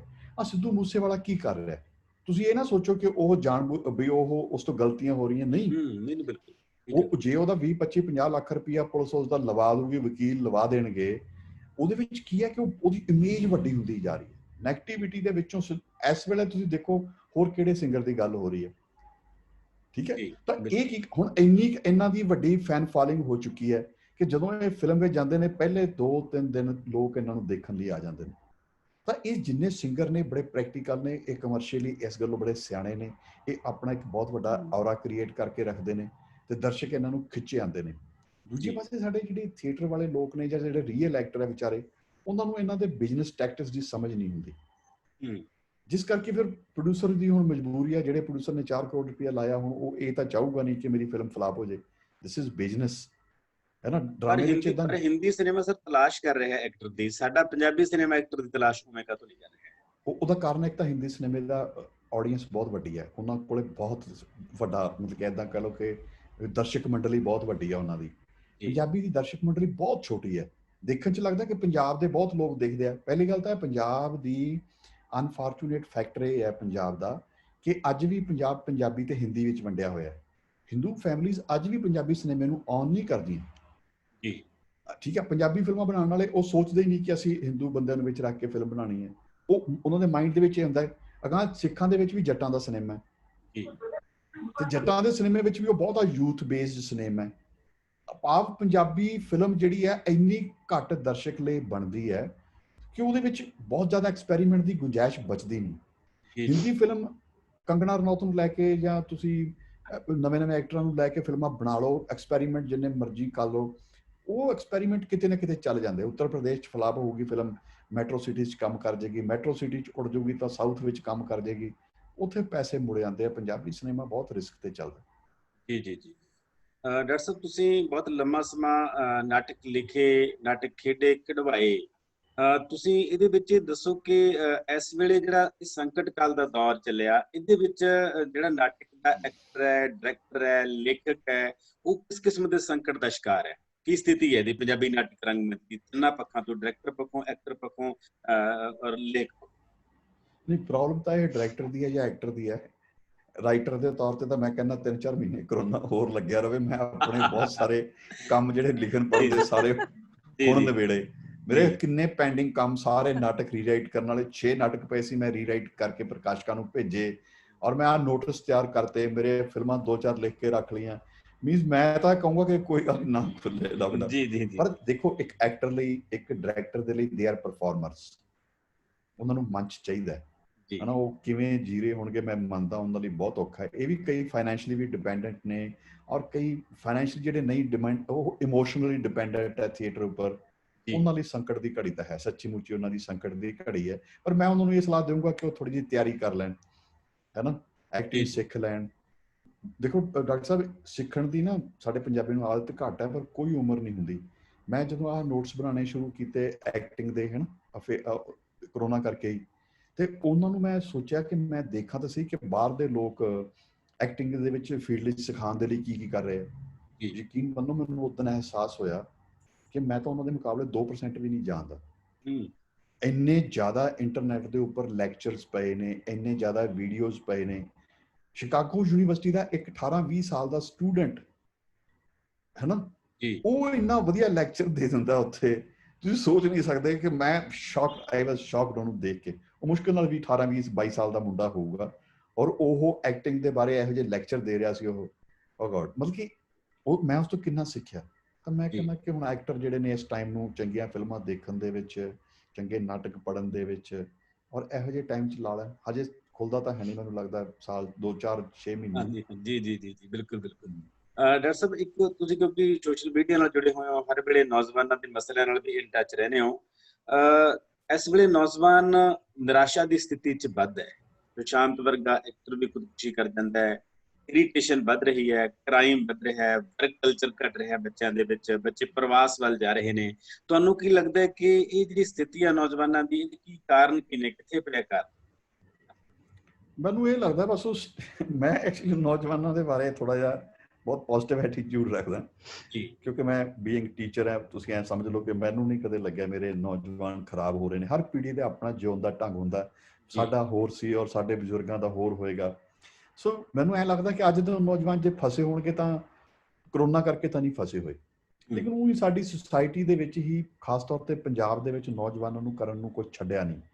ਮੈਂ ਕਿਸੇ ਇੱਕ ਪਾਰਟੀ ਨੂੰ ਨਹੀਂ ਕਹਿੰਦਾ, ਸਾਰੀਆਂ ਸਰਕਾਰਾਂ ਨੇ ਰਲ ਕੇ, ਸਾਰੀਆਂ ਪਾਰਟੀਆਂ ਨੇ ਰਲ ਕੇ ਇੱਕ ਇਹੋ ਜਿਹਾ এনवायरमेंट ਕ੍ਰੀਏਟ ਕਰਤਾ ਪੰਜਾਬ 'ਚ ਕਿ ਜਾਂ ਤੁਹਾਨੂੰ ਇੱਥੇ ਨਸ਼ੇ ਮਿਲ ਸਕਦੇ ਆ, ਜਾਂ ਤੁਹਾਨੂੰ ਗਾਇਕੀ ਮਿਲ ਸਕਦੀ ਹੈ, ਤੇ ਜਾਂ ਤੁਹਾਨੂੰ ਆਈਲੈਟ ਸੈਂਟਰ ਮਿਲ ਸਕਦੇ। ਦੈਟਸ ਆ ਬੇਸਿਕਲੀ ਸਾਡੀਆਂ ਸਰਕਾਰਾਂ ਨਲਾਇਕ ਹੈ। ਉਹ ਇਹ ਗੱਲ ਨੂੰ ਸੋਚ ਨਹੀਂ ਪਾ ਰਹੀਆਂ ਕਿ ਪੰਜਾਬ ਤੇਜ਼ੀ ਦੇ ਨਾਲ ਨੌਜਵਾਨਾਂ ਪੱਖੋਂ ਉੱਜੜ ਰਿਹਾ। ਬਿਲਕੁਲ ਬਿਲਕੁਲ। ਪ੍ਰਵਾਸ ਇਸ ਵੇਲੇ ਦੁਨੀਆ ਦੇ ਵਿੱਚ ਆਬਾਦੀ ਦੇ ਹਿਸਾਬ ਨਾਲ ਮੈਨੂੰ ਇਹ ਲੱਗਦਾ ਕਿ ਸਭ ਤੋਂ ਵੱਡੀ ਮਾਈਗ੍ਰੇਸ਼ਨ ਚੁੱਪ-ਚਪੀਤੇ ਵਾਪਰ ਰਹੀ ਹੈ ਔਰ ਕਿਸੇ ਦੇ ਨਜ਼ਰ 'ਚ ਨਹੀਂ ਹੈ। 2 ਲੱਖ ਬੱਚਾ ਹਰ ਸਾਲ ਬਾਹਰ ਚਲਾ ਜਾਣਾ। ਪਹਿਲਾਂ ਤਾਂ ਹੁੰਦਾ ਸੀ ਨਾ ਕਿ ਉਹ ਵਿਆਹ ਕਰਾ ਕੇ ਚਲੇ ਗਏ ਜਾਂ ਟਰੱਕ ਚਲਾਉਣ ਲਈ ਚਲੇ ਗਏ। ਹੁਣ ਤਾਂ ਡਾਕਟਰ ਸਾਹਿਬ ਬਹੁਤ ਪੜ੍ਹੇ ਲਿਖੇ ਘਰਾਂ ਦੇ ਬਹੁਤ ਟੈਲੈਂਟਡ ਬੱਚੇ ਬਾਹਰ ਜਾ ਰਹੇ ਹੈ। ਔਰ ਇਹਦਾ ਮਤਲਬ ਤਾਂ ਇਹ ਹੋਇਆ ਕਿ ਹੋਰ 2-4 ਸਾਲਾਂ ਨੂੰ ਪੰਜਾਬ ਜਾਂ ਤਾਂ ਨਸ਼ਿਆਂ ਦੇ ਨਾਲ ਨੌਜਵਾਨੀ ਮਾਰੀ ਜਾਊਗੀ ਜਾਂ ਉਹ ਬਾਹਰ ਚਲੀ ਜਾਊਗੀ। ਤੇ ਫਿਰ ਪਤਾ ਨਹੀਂ ਇਹਨਾਂ ਨੂੰ, ਸਰਕਾਰਾਂ ਨੂੰ, ਕਾਂਗਰਸੀਆਂ ਨੂੰ ਤੇ ਅਕਾਲੀਆਂ ਨੂੰ ਕਿਹੋ ਜਿਹਾ ਪੰਜਾਬ ਚਾਹੀਦਾ ਪਿੱਛੇ। ਔਰ ਤੁਸੀਂ ਇੱਥੇ ਲਿਆ ਕੇ ਬਿਹਾਰ ਤੋਂ ਤੇ ਉੱਥੋਂ ਬੱਚੇ ਭਈਆਂ ਨਾਲ ਭਰ ਲੋਗੇ ਇੱਥੇ, ਤੇ ਪੰਜਾਬ ਦਾ ਫਿਰ ਜਿਸ ਨੂੰ ਤੁਸੀਂ ਕਲਚਰ ਕਰ, ਮੈਨੂੰ ਤਾਂ ਇਹ ਲੱਗਦਾ ਕਿ ਜਿਵੇਂ ਇੱਕ ਜਾਣ ਬੁੱਝ ਕੇ ਸਾਰਾ ਕੁਝ ਹੋ ਰਿਹਾ। ਜੀ ਜੀ ਡਾਕਟਰ ਸਾਹਿਬ, ਇੱਕ ਸ਼ੇਡ ਨੌਜਵਾਨਾਂ ਦੇ ਵਿੱਚ ਜੇ ਆਪਾਂ ਕੁੜੀਆਂ ਦੀ ਗੱਲ ਕਰੀਏ, ਖਾਸ ਤੌਰ ਤੇ ਨਾਟਕ, ਥੀਏਟਰ, ਫਿਲਮਾਂ ਦੇ ਐਂਗਲ ਤੋਂ, ਬਹੁਤ ਪਹਿਲਾਂ ਤੋਂ ਹੀ ਇਹ ਬੜਾ ਸੰਕਟ ਰਿਹਾ ਕਿ ਨਾਟਕ ਰੰਗਮੰਚ ਦੇ ਵਿੱਚ ਵੀ ਕੁੜੀਆਂ ਉਸ ਰੂਪ ਦੇ ਵਿੱਚ ਨਹੀਂ ਆਈਆਂ, ਤੇ ਫਿਲਮਾਂ ਦੇ ਵਿੱਚ ਵੀ ਲੈ ਦੇ ਕੇ 10-15 ਕੁੜੀਆਂ ਨੇ ਜਿਨ੍ਹਾਂ ਦੇ ਆਲੇ ਦੁਆਲੇ ਸਾਰਾ ਪੰਜਾਬੀ ਸਿਨੇਮਾ ਘੁੰਮੀ ਜਾਂਦਾ ਹੈ। ਇਹ ਕੁੜੀਆਂ ਦਾ ਇਸ ਰੂਪ ਦੇ ਵਿੱਚ ਬਾਹਰ ਨਾ ਆਉਣਾ, ਇਹਦੇ ਤੁਹਾਨੂੰ ਕੀ ਕਾਰਨ ਲੱਗਦੇ ਨੇ ਤੇ ਕੀ ਸੰਭਾਵਨਾਵਾਂ ਨੇ ਆਉਣ ਵਾਲੇ ਸਮੇਂ ਦੀਆਂ? ਅਸਲ ਵਿੱਚ 2 ਪੱਧਰ ਨੇ। ਜਿਹੜੀਆਂ ਕੁੜੀਆਂ ਉੱਪਰਲੇ ਪੱਧਰ ਤੋਂ ਆਉਂਦੀਆਂ ਨੇ ਮੁੰਬਈ ਤੋਂ, ਉਹਨਾਂ ਲਈ ਪੰਜਾਬੀ ਸਿਨੇਮਾ ਹੋਰ ਤਰੀਕੇ ਦਾ ਬਿਹੇਵ ਕਰਦਾ ਜੀ। ਜਿਹੜੀਆਂ ਕੁੜੀਆਂ ਪੰਜਾਬ ਤੋਂ ਵਿਚਾਰੀਆਂ ਕੰਮ ਮੰਗਣ ਦੀ ਕੋਸ਼ਿਸ਼ ਕਰਦੀਆਂ ਨੇ, ਉਹਨਾਂ ਨਾਲ ਮੈਂ ਉਹਨਾਂ ਲਈ ਇਸ ਇੰਡਸਟਰੀ ਨੂੰ ਵਧੀਆ ਇੰਡਸਟਰੀ ਨਹੀਂ ਗਿਣਦਾ। ਇਸ ਕਰਕੇ ਕੀ ਹੁੰਦਾ ਕਿ ਜਿਹੜੀਆਂ ਕੁੜੀਆਂ ਜੋ ਮਾੜੀਆਂ ਮੋਟੀਆਂ ਸ਼ਕਲੋਂ ਸੂਰਤੋਂ ਠੀਕ ਹੈਗੀਆਂ, ਉਹ ਬੰਬੇ ਚਲੀਆਂ ਜਾਂਦੀਆਂ ਨੇ। ਉੱਥੇ ਭਾਵੇਂ 2-3 ਸਾਲ ਵਿਹਲੀਆਂ ਬੈਠੀਆਂ ਰਹਿਣ, ਮਾੜੀਆਂ ਮੋਟੀਆਂ ਐਡ ਕਰ ਲੈਣ, ਉਹਨਾਂ ਦੇ ਨਾਲ ਠੱਪਾ ਲੱਗ ਜਾਂਦਾ ਕਿ ਇਹ ਬੰਬੇ ਦੀ ਐਕਟਰੈਸ ਹੈ। ਜਿਹੜਾ ਵੀ ਬੰਦਾ ਤੁਸੀਂ ਦੇਖ ਲਓ ਪੰਜਾਬੀ ਦੇ ਵਿੱਚ ਜਿੰਨੇ ਡਾਇਰੈਕਟਰ ਰਾਈਟਰ ਨੇ, ਉਹ ਉਹੀ ਨੇ ਜਿਹੜੇ ਪਹਿਲਾਂ ਬੰਬੇ ਗਏ। ਉੱਥੇ ਭਾਵੇਂ ਉਹ ਸਟੇਸ਼ਨਾਂ ਦੇ ਉੱਪਰ ਚਾਹ ਵੇਚਦੇ ਰਹੇ, ਹੁਣ ਕਿਸੇ ਨੂੰ ਕੁਝ ਨਹੀਂ ਪਤਾ, ਲੇਕਿਨ 2-3 ਸਾਲਾਂ ਬਾਅਦ ਉਹਨਾਂ ਨਾਲ ਠੱਪਾ ਲੱਗ ਜਾਂਦਾ ਕਿ ਇਹ ਬੰਬੇ ਦਾ ਡਾਇਰੈਕਟਰ ਹੈ, ਬੰਬੇ ਦਾ ਰਾਈਟਰ ਹੈ। ਤੇ ਉਹ ਕੁੜੀਆਂ ਵੀ ਜਿਹੜੀਆਂ ਉੱਤੋਂ ਜਦੋਂ ਆਉਂਦੀਆਂ ਨੇ, ਫਿਰ ਉਹਨਾਂ ਨੂੰ ਪੂਰੀ ਰਿਸਪੈਕਟ ਮਿਲਦੀ ਹੈ।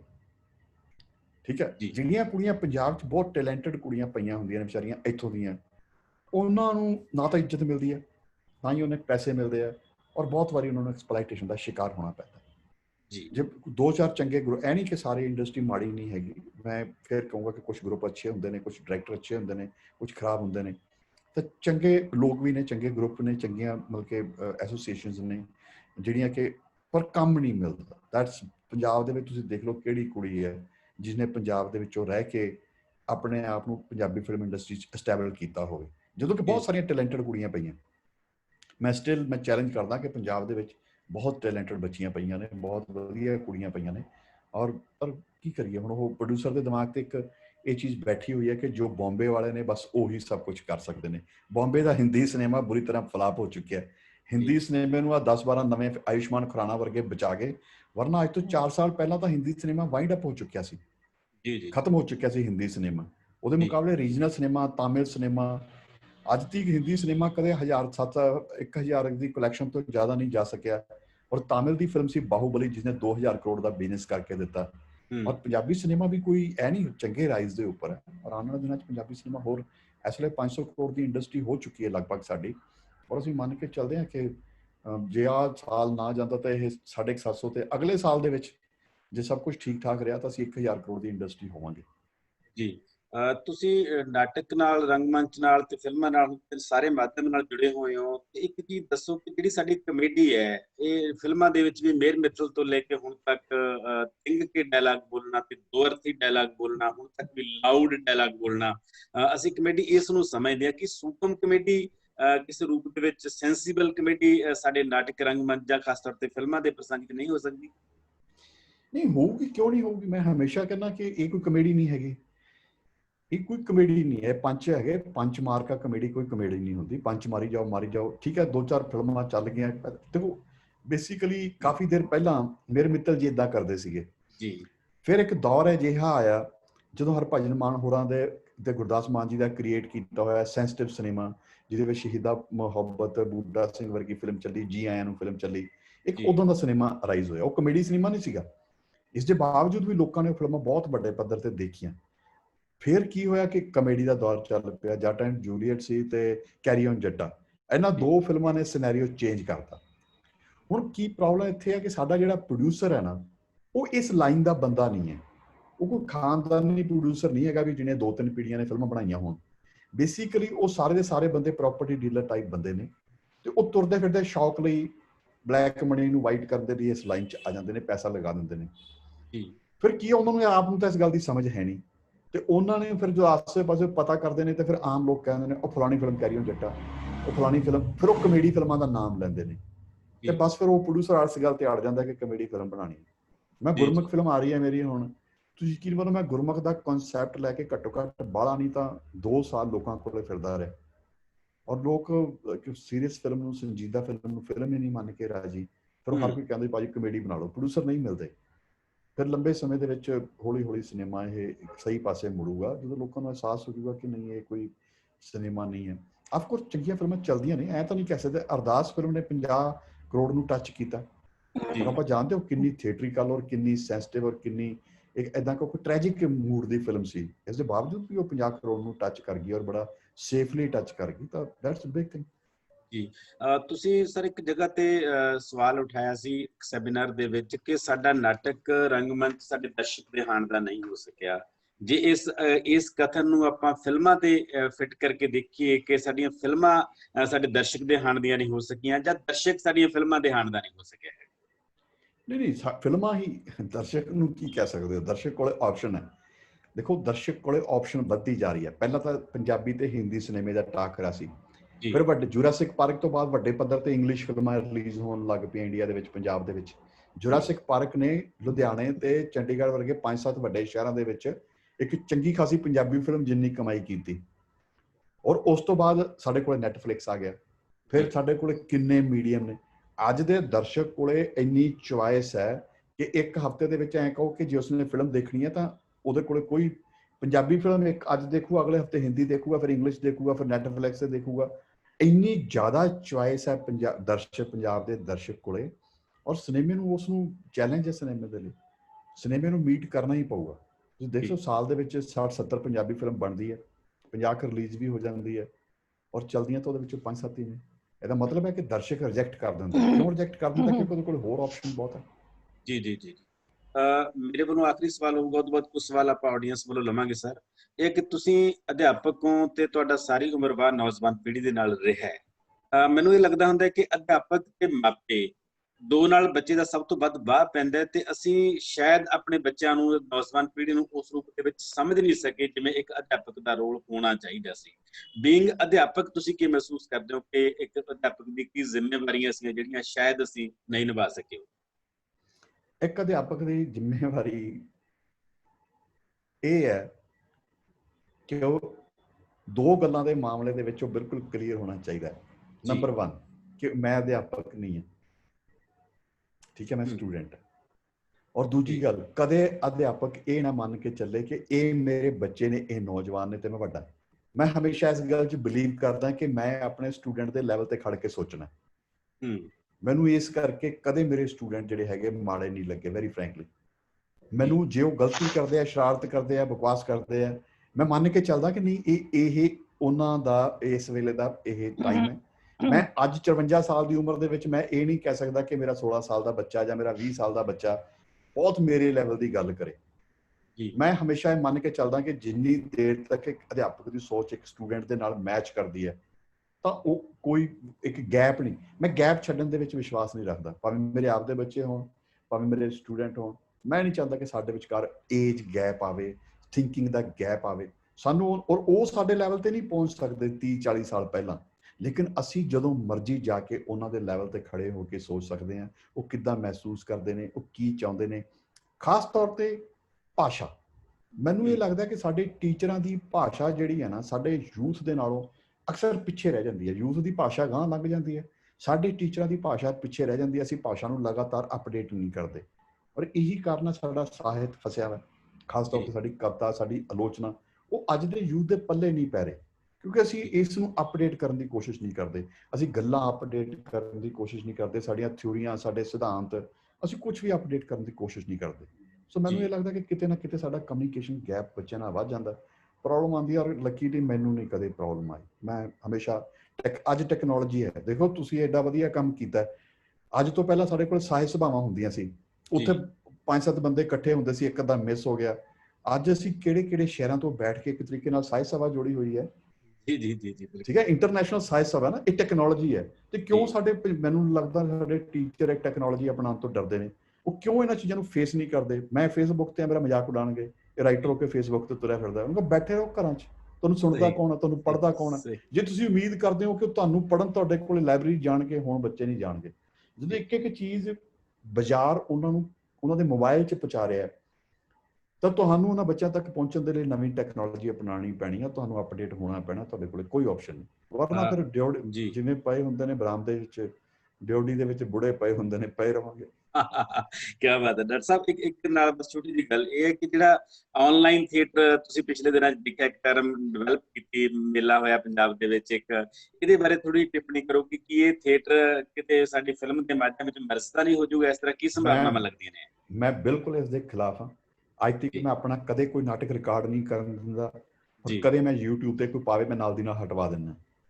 ਜਿਹੜਾ ਇਹ ਥੀਏਟਰ ਹੈ ਨਾ, ਇਹ ਲਾਈਵ ਮਾਧਿਅਮ ਹੈ, ਇਹ ਤਾਂ 3D ਮਾਧਿਅਮ ਹੈ। ਇਹਦਾ ਪਾਤਰਾਂ ਦਾ ਜਿਉਂਦੇ ਚ ਸਟੇਜ ਤੇ ਤੁਰੇ ਫਿਰਦੇ ਹੋਣਾ, ਇਹੀ ਇਹਦੀ ਅਸਲੀ ਤਾਕਤ ਹੈ। ਤੇ ਜੇ ਅਸੀਂ ਇਸ ਨੂੰ ਵੀ ਇਸ ਮੀਡੀਆ 'ਚ ਖਤਮ ਹੋ ਜਾਏਗਾ। ਮੈਂ ਬਿਲਕੁਲ ਇਸ ਦੇ ਖਿਲਾਫ ਹਾਂ। ਠੀਕ ਹੈ, ਕਰੋਨਾ ਕਰਕੇ ਅਸੀਂ ਫਸੇ ਹੋਏ ਹਾਂ, ਕੋਈ ਨਹੀਂ, ਇਹ ਥੋੜੀ ਦੇਰ ਲਈ ਇਹ ਚੱਲਦਾ ਤਾਂ ਚੱਲੀ ਜਾਵੇ, ਪਰ ਮੈਂ ਇਸ ਚੀਜ਼ ਦੇ ਬਿਲਕੁਲ ਹੱਕ 'ਚ ਨਹੀਂ ਹੈ। ਸਾਨੂੰ ਸਟੇਜ ਤੇ ਹੀ ਰਹਿਣਾ ਚਾਹੀਦਾ। ਉਹ ਸਟੇਜ ਤੇ ਜਿਹੜਾ ਮਾਧਿਅਮ ਹੈ, ਜੋ ਪ੍ਰਭਾਵ ਹੈ, ਉਹ ਤਾਂ ਕਮਾਲ ਹੈ ਨਾ। ਕੀ ਬਾਤ ਹੈ। ਅੱਜ ਕੱਲ ਕਿਹੜਾ ਨਾਟਕ ਪਲਾਨ ਕਰ ਰਹੇ ਹੋ, ਸੋਚਿਆ ਕੁਝ ਇਹਨਾਂ ਦਿਨਾਂ ਦੇ ਵਿੱਚ? ਮੈਂ ਤਾਂ ਵੈਸੇ 2-3 ਸਾਲ ਤੋਂ ਸੰਨਿਆਸ ਲਿੱਤਾ ਵੈਸੇ ਥੀਏਟਰ ਤੋਂ। ਨਹੀਂ, ਅਸੀਂ ਸੰਨਿਆਸ ਲੈਣ ਨਹੀਂ ਦੇਣਾ ਤੁਹਾਨੂੰ। ਕੋਈ ਨਹੀਂ, ਮੁੜ ਆਵਾਂਗੇ ਧੱਕੇ ਧੁੱਕੇ ਖਾ ਕੇ ਫਿਲਮਾਂ 'ਚ। ਜੀ ਦੋਸਤੋ, ਕੋਈ ਵੀ ਹੋਰ ਦਰਸ਼ਕ ਜਿਹੜਾ ਕੋਈ ਸਵਾਲ ਕਰਨਾ ਚਾਹੁੰਦਾ, ਸਾਡੇ ਕੋਲੇ ਲਗਭਗ 10 ਮਿੰਟ ਦੇ ਕਰੀਬ ਹੈਗੇ ਨੇ। ਸਰਬਜੀਤ ਸੋਲ ਮੈਮ, ਤੁਸੀਂ ਕੁਝ ਪੁੱਛਣਾ ਚਾਹੁੰਦੇ ਹੋ ਜਾਂ ਕੋਈ ਸਾਡਾ ਸਾਥੀ ਹੋਰ ਸਵਾਲ ਕਰਨਾ ਚਾਹੁੰਦਾ ਹੈ ਤਾਂ ਪਲੀਜ਼ ਵੈਲਕਮ। ਦਰਸ਼ਕਾਂ ਨੂੰ ਪੁੱਛੋ। ਹਾਂਜੀ, ਹਾਂ, ਬਿਲਕੁਲ ਜੀ, ਬਿਲਕੁਲ। ਹੈਲੋ, ਹਾਂਜੀ ਸਰ, ਮੇਰਾ ਇੱਕ ਸਵਾਲ ਹੈ। ਹਾਂ, ਸੰਤੋਖ ਸਾਗਰ ਬੋਲੋ ਜੀ। ਪੰਜਾਬੀ ਰੰਗਮੰਚ ਪਿੰਡਾਂ ਦੀ ਗੱਲ ਕਰਦਾ ਹੈ, ਪਿੰਡਾਂ 'ਚੋਂ ਸ਼ੁਰੂ ਹੋਇਆ ਪਰ ਪਿੰਡਾਂ ਤੋਂ ਦੂਰ ਚਲੇ ਗਿਆ ਸਰ। ਇਹ ਜਿਵੇਂ ਜਲੰਧਰ, ਅੰਮ੍ਰਿਤਸਰ, ਪਿੰਡਾਂ 'ਚ ਮੁੜ ਕੇ ਕਦੋਂ ਆਊਗਾ ਜੀ? ਪਿੰਡਾਂ 'ਚ ਮੁੜ ਕੇ ਕਦੋਂ ਆਊਗਾ? ਹਾਂਜੀ। ਰੰਗਮੰਚ ਨੇ ਕਿਤੇ ਨਹੀਂ ਜਾਣਾ ਹੁੰਦਾ। ਰੰਗਮੰਚ ਜਿੱਥੇ ਹੋ ਸਕਦਾ ਉੱਥੇ ਹੀ ਹੋ ਸਕਦਾ। ਗੁਰਸ਼ਰਨ ਭਾਜੀ ਰੰਗਮੰਚ ਨੂੰ ਪਿੰਡਾਂ 'ਚ ਲੈ ਕੇ ਗਏ, ਅਜਮੇਰ ਸਿੰਘ ਔਲਖ ਲੈ ਕੇ ਗਏ, ਸੈਮੂਅਲ ਜੌਨ ਲੈ ਕੇ ਜਾ ਰਹੇ ਨੇ ਹੁਣ ਵੀ, ਔਰ ਕਾਫੀ ਸਾਰੀਆਂ ਮੰਡਲੀਆਂ ਨੇ, ਮੈਨੂੰ ਇਸ ਵੇਲੇ ਨਾਂ ਨਹੀਂ ਪਤਾ। ਜਿੰਨਾ ਕੁ ਲਿਜਾ ਸਕਦੇ ਨੇ ਓਨੇ ਹੀ ਲਿਜਾ ਸਕਣਗੇ, ਕਿਉਂਕਿ ਬਹੁਤ ਲਿਮਿਟੇਸ਼ਨ ਹੈ, ਬਹੁਤ ਸਾਰੇ ਪੈਸੇ ਚਾਹੀਦੇ ਨੇ, ਖਰਚੇ ਚਾਹੀਦੇ ਨੇ, ਔਰ ਸਾਧਨ ਚਾਹੀਦੇ ਨੇ। ਮੈਨੂੰ ਇਹ ਲੱਗਦਾ ਛੋਟੇ ਵੀਰ ਕਿ ਕਿਤੇ ਨਾ ਕਿਤੇ ਸਾਨੂੰ ਕੋਸ਼ਿਸ਼ ਇਹ ਕਰਨੀ ਚਾਹੀਦੀ ਹੈ ਕਿ ਅਸੀਂ ਰੰਗਮੰਚ ਤੱਕ ਪਹੁੰਚੀਏ। ਇੱਕ ਚੀਜ਼ ਸਮਝ ਲਓ ਕਿ ਪਿੰਡਾਂ ਦੇ ਵਿੱਚ ਥੀਏਟਰ ਲੈ ਕੇ ਜਾਣਾ ਗੁਰਸ਼ਰਨ ਭਾਜੀ ਦੀ ਮਜਬੂਰੀ ਸੀ, ਔਰ ਜਿਹੜੇ ਲੋਕ ਲੈ ਕੇ ਜਾ ਰਹੇ ਆ ਉਹ ਮਜਬੂਰੀ ਨੂੰ ਲੈ ਕੇ ਜਾ ਰਹੇ ਆ। ਜਾਂ ਉਹਨਾਂ ਨੇ ਲੋਕਾਂ ਨੂੰ ਸੁਨੇਹਾ ਦੇਣਾ, ਜਾਂ ਉਹਨਾਂ ਨੇ ਰੰਗਮੰਚ ਦੀ ਕਲਾ ਨੂੰ ਜਿੰਦਾ ਰੱਖਣਾ। ਲੇਕਿਨ ਇਹ ਆਈਡੀਅਲ ਸਟੇਜ ਨਹੀਂ ਹੈ। ਜੇ ਅਸੀਂ ਚਾਹੁੰਦੇ ਹਾਂ ਕਿ ਸਾਡਾ ਥੀਏਟਰ ਗਰੋ ਕਰੇ ਇੰਗਲੈਂਡ ਅਮਰੀਕਾ ਦੀ ਤਰਜ਼ ਤੇ, ਤਾਂ ਥੀਏਟਰ ਹੀ ਹੋ ਸਕਦਾ। ਰੰਗਮੰਚ ਵੱਡੇ ਪ੍ਰੋਸੀਨੀਅਮ ਦੇ ਵਿੱਚ ਹੋ ਸਕਦਾ। ਇੱਕ ਸਾਨੂੰ ਵਧੀਆ ਆਡੀਟੋਰੀਅਮ ਚਾਹੀਦੇ ਨੇ। ਅੰਮ੍ਰਿਤਸਰ ਦੇ ਵਿੱਚ ਥੀਏਟਰ ਕਿਉਂ ਡਿਵੈਲਪ ਕਰ ਗਿਆ? ਉੱਥੇ ਨਾਟਸ਼ਾਲਾ, ਉੱਥੇ ਹੋਰ ਵੀ ਥੀਏਟਰ ਹਾਲ ਨੇ। ਜਿਹੜੇ ਸ਼ਹਿਰਾਂ ਵਿੱਚ ਚੰਡੀਗੜ੍ਹ ਥੀਏਟਰ ਕਿਉਂ ਗਰੋ ਕਰ ਗਿਆ? ਕਿਉਂਕਿ ਇੱਥੇ ਥੀਏਟਰ ਨੇ।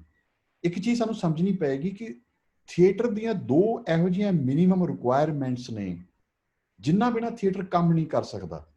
ਉਹ ਹੈ ਮੁਕੰਮਲ ਚੁੱਪ, ਮੁਕੰਮਲ ਹਨੇਰਾ। ਜਿੰਨੀ ਦੇਰ ਤੱਕ ਸਟੇਜ ਦੇ ਉੱਪਰ ਮੁਕੰਮਲ ਚੁੱਪ ਨਹੀਂ ਹੋ ਸਕਦੀ ਤੇ ਮੁਕੰਮਲ ਹਨੇਰਾ ਨਹੀਂ ਹੋ ਸਕਦਾ, ਥੀਏਟਰ ਕੰਮ ਨਹੀਂ ਕਰ ਸਕਦਾ। ਇਹ ਥੀਏਟਰ ਦੀ ਉਹਦੀ ਹੋਂਦ ਵਿਧੀ ਦਾ ਹਿੱਸਾ ਨਹੀਂ ਹੈ। ਤੇ ਇਹ ਚੀਜ਼ ਪਿੰਡਾਂ ਵਿੱਚ ਨਹੀਂ ਹੋ ਸਕਦੀ। ਸਟੇਜ ਦੀ ਛੋਟੀ ਜਿਹੀ ਸਟੇਜ ਤੁਸੀਂ ਲਾਈ ਹੋਈ ਹੈ, ਆਸੇ-ਪਾਸੇ ਕਾਰਾਂ ਲੰਘ ਰਹੀਆਂ ਨੇ, ਮੋਟਰਾਂ ਲੰਘ ਰਹੀਆਂ ਨੇ। ਥੀਏਟਰ ਵਿੱਚ ਤਾਂ ਬਹੁਤ ਸਾਰੇ ਸੀਨਾਂ ਵਿੱਚ ਚੁੱਪ ਬੋਲਦੀ ਹੈ। ਔਰ ਉੱਥੇ ਜਦੋਂ ਸ਼ਾਮਿਆਨੇ ਲਾ ਕੇ ਜਦੋਂ ਹਨੇਰਾ ਕਰਦੇ ਹੋ, ਵਿੱਚ ਮੱਛਰ ਉੱਡੇ ਫਿਰਦੇ ਨੇ ਔਰ ਵਿੱਚ ਲਾਈਟਾਂ ਦੇ ਵਿੱਚ ਉਹ ਕੋਈ ਬੰਦਾ ਤੁਰਿਆ ਫਿਰਦਾ, ਪਰਛਾਵੇਂ ਬਣ ਰਹੇ ਨੇ, ਐਦਾਂ ਥੀਏਟਰ ਨਹੀਂ ਹੋ ਸਕਦਾ। ਇਹ ਠੀਕ ਹੈ, ਜਿਹੜੇ ਲੋਕ ਜਿੰਨਾ ਕੁ ਲੈ ਕੇ ਆ ਰਹੇ ਨੇ ਆਪਾਂ ਉਹਨਾਂ ਦੇ ਧੰਨਵਾਦੀ ਹਾਂ, ਸਾਨੂੰ ਉਹਨਾਂ ਦੇ ਸ਼ੁਕਰਗੁਜ਼ਾਰ ਹੋਣਾ ਚਾਹੀਦਾ, ਪਰ ਤੁਸੀਂ ਦੁਆ ਕਰੋ ਕਿ ਕੋਈ ਇਹੋ ਜਿਹੀ ਸਰਕਾਰ ਆਵੇ ਜਿਹੜੀ ਕਿ ਤਹਿਸੀਲ ਕਸਬੇ ਦੇ ਵਿੱਚ ਨਿੱਕੇ ਨਿੱਕੇ ਆਡੀਟੋਰੀਅਮ ਬਣਾ ਦੇ। ਉਨੀ ਦੇਰ ਤੱਕ ਥੀਏਟਰ ਦਾ ਕੁਝ ਨਹੀਂ ਵੱਟੀਦਾ। ਜੀ ਹਾਂਜੀ ਸਰ, ਮੇਰਾ ਸਵਾਲ ਸੀਗਾ ਜੀ ਇੱਕ। ਜੀ ਗੁਰਨੈਬ, ਵੈਲਕਮ। ਸਰ ਪਾਲੀ ਭੁਪਿੰਦਰ ਸਾਹਿਬ, ਤੁਸੀਂ ਸ਼ੁਰੂਆਤੀ ਗੱਲਬਾਤ 'ਚ ਗੱਲ ਕੀਤੀ ਕਿ ਜਿੱਦਾਂ ਡਰੱਗ ਦੇ ਉੱਤੇ ਮਸਲਾ ਖੜਾ ਹੋਇਆ ਤਾਂ ਤੁਸੀਂ ਮਤਲਬ ਇੱਕ ਮੁਹਿੰਮ ਵਿੱਢੀ, ਤੁਸੀਂ ਬਹੁਤ ਸ਼ੌਕਡ ਹੋਏ ਉਸ ਮਸਲੇ ਨੂੰ ਦੇਖ ਕੇ, ਉਸ ਵੀਡੀਓ ਨੂੰ ਦੇਖ ਕੇ, ਤੇ ਤੁਸੀਂ ਇੱਕ ਮੁਹਿੰਮ ਵਿੱਢੀ ਕਿ ਏਦਾਂ ਦਾ ਕੁਛ ਨਾ ਕੁਛ ਪੰਜਾਬ 'ਚ ਹੋਣਾ ਚਾਹੀਦਾ। ਚਲੋ ਤੁਸੀਂ ਉਸ ਦੀ ਸ਼ੁਰੂਆਤ ਕੀਤੀ, ਭਾਵੇਂ ਉਹ ਇੱਕ ਹਫ਼ਤੇ ਦੇ ਵਿੱਚ ਚਲੋ ਸਿਮਟ ਕੇ ਰਹਿ ਗਿਆ ਪ੍ਰੋਗਰਾਮ, ਪਰ ਉਦੋਂ ਬਾਅਦ ਤੁਸੀਂ ਇੱਕ ਸਟੇਟਮੈਂਟ ਇਹ ਵੀ ਦਿੱਤੀ ਨਾਲ ਕਿ ਉਸ ਤੋਂ ਬਾਅਦ ਏਦਾਂ ਦੇ ਹਾਲਾਤ ਝੱਲਣੇ ਪਏ, ਲੋਕਾਂ ਦੀਆਂ ਉਮੀਦਾਂ ਵੱਧ ਗਈਆਂ ਤੇ ਦੂਜੇ ਪਾਸੋਂ ਸਾਨੂੰ ਇਸ ਚੀਜ਼ ਦਾ ਡਰ ਕਿਤੇ ਨਾ ਕਿਤੇ ਪੈਦਾ ਹੋਣ ਲੱਗ ਗਿਆ, ਸਾਡੇ ਬੱਚਿਆਂ ਨੂੰ ਪੈਦਾ ਹੋਣ ਲੱਗ ਗਿਆ, ਸਾਨੂੰ ਧਮਕੀਆਂ ਦੇ ਰੂਪ ਦੇ ਵਿੱਚ ਜੇ ਕੁਛ ਵੀ ਜਿੱਦਾਂ ਦਾ ਵੀ ਕੁਛ ਹੋਇਆ।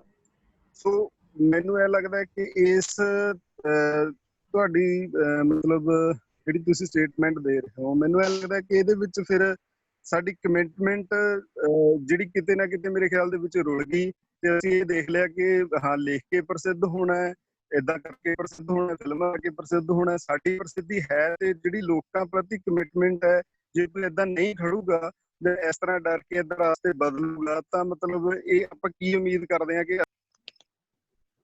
ਜੀ ਗੁਰਨਾਮ ਸਿੰਘ ਜੀ, ਹਾਂ ਉਸ ਵੇਲੇ ਮੈਂ ਤੁਹਾਨੂੰ ਪਹਿਲਾਂ ਫਿਰ ਰਿਪੀਟ ਕਰਦਾ, ਮੇਰੀ ਸੁਣੋ ਕਿ ਮੈਂ ਇੱਕ ਹਫ਼ਤੇ ਦੇ ਲਈ ਅਸੀਂ ਸਵਾਲ ਚੱਕਣਾ ਸੀ, ਅਸੀਂ ਚੱਕਿਆ।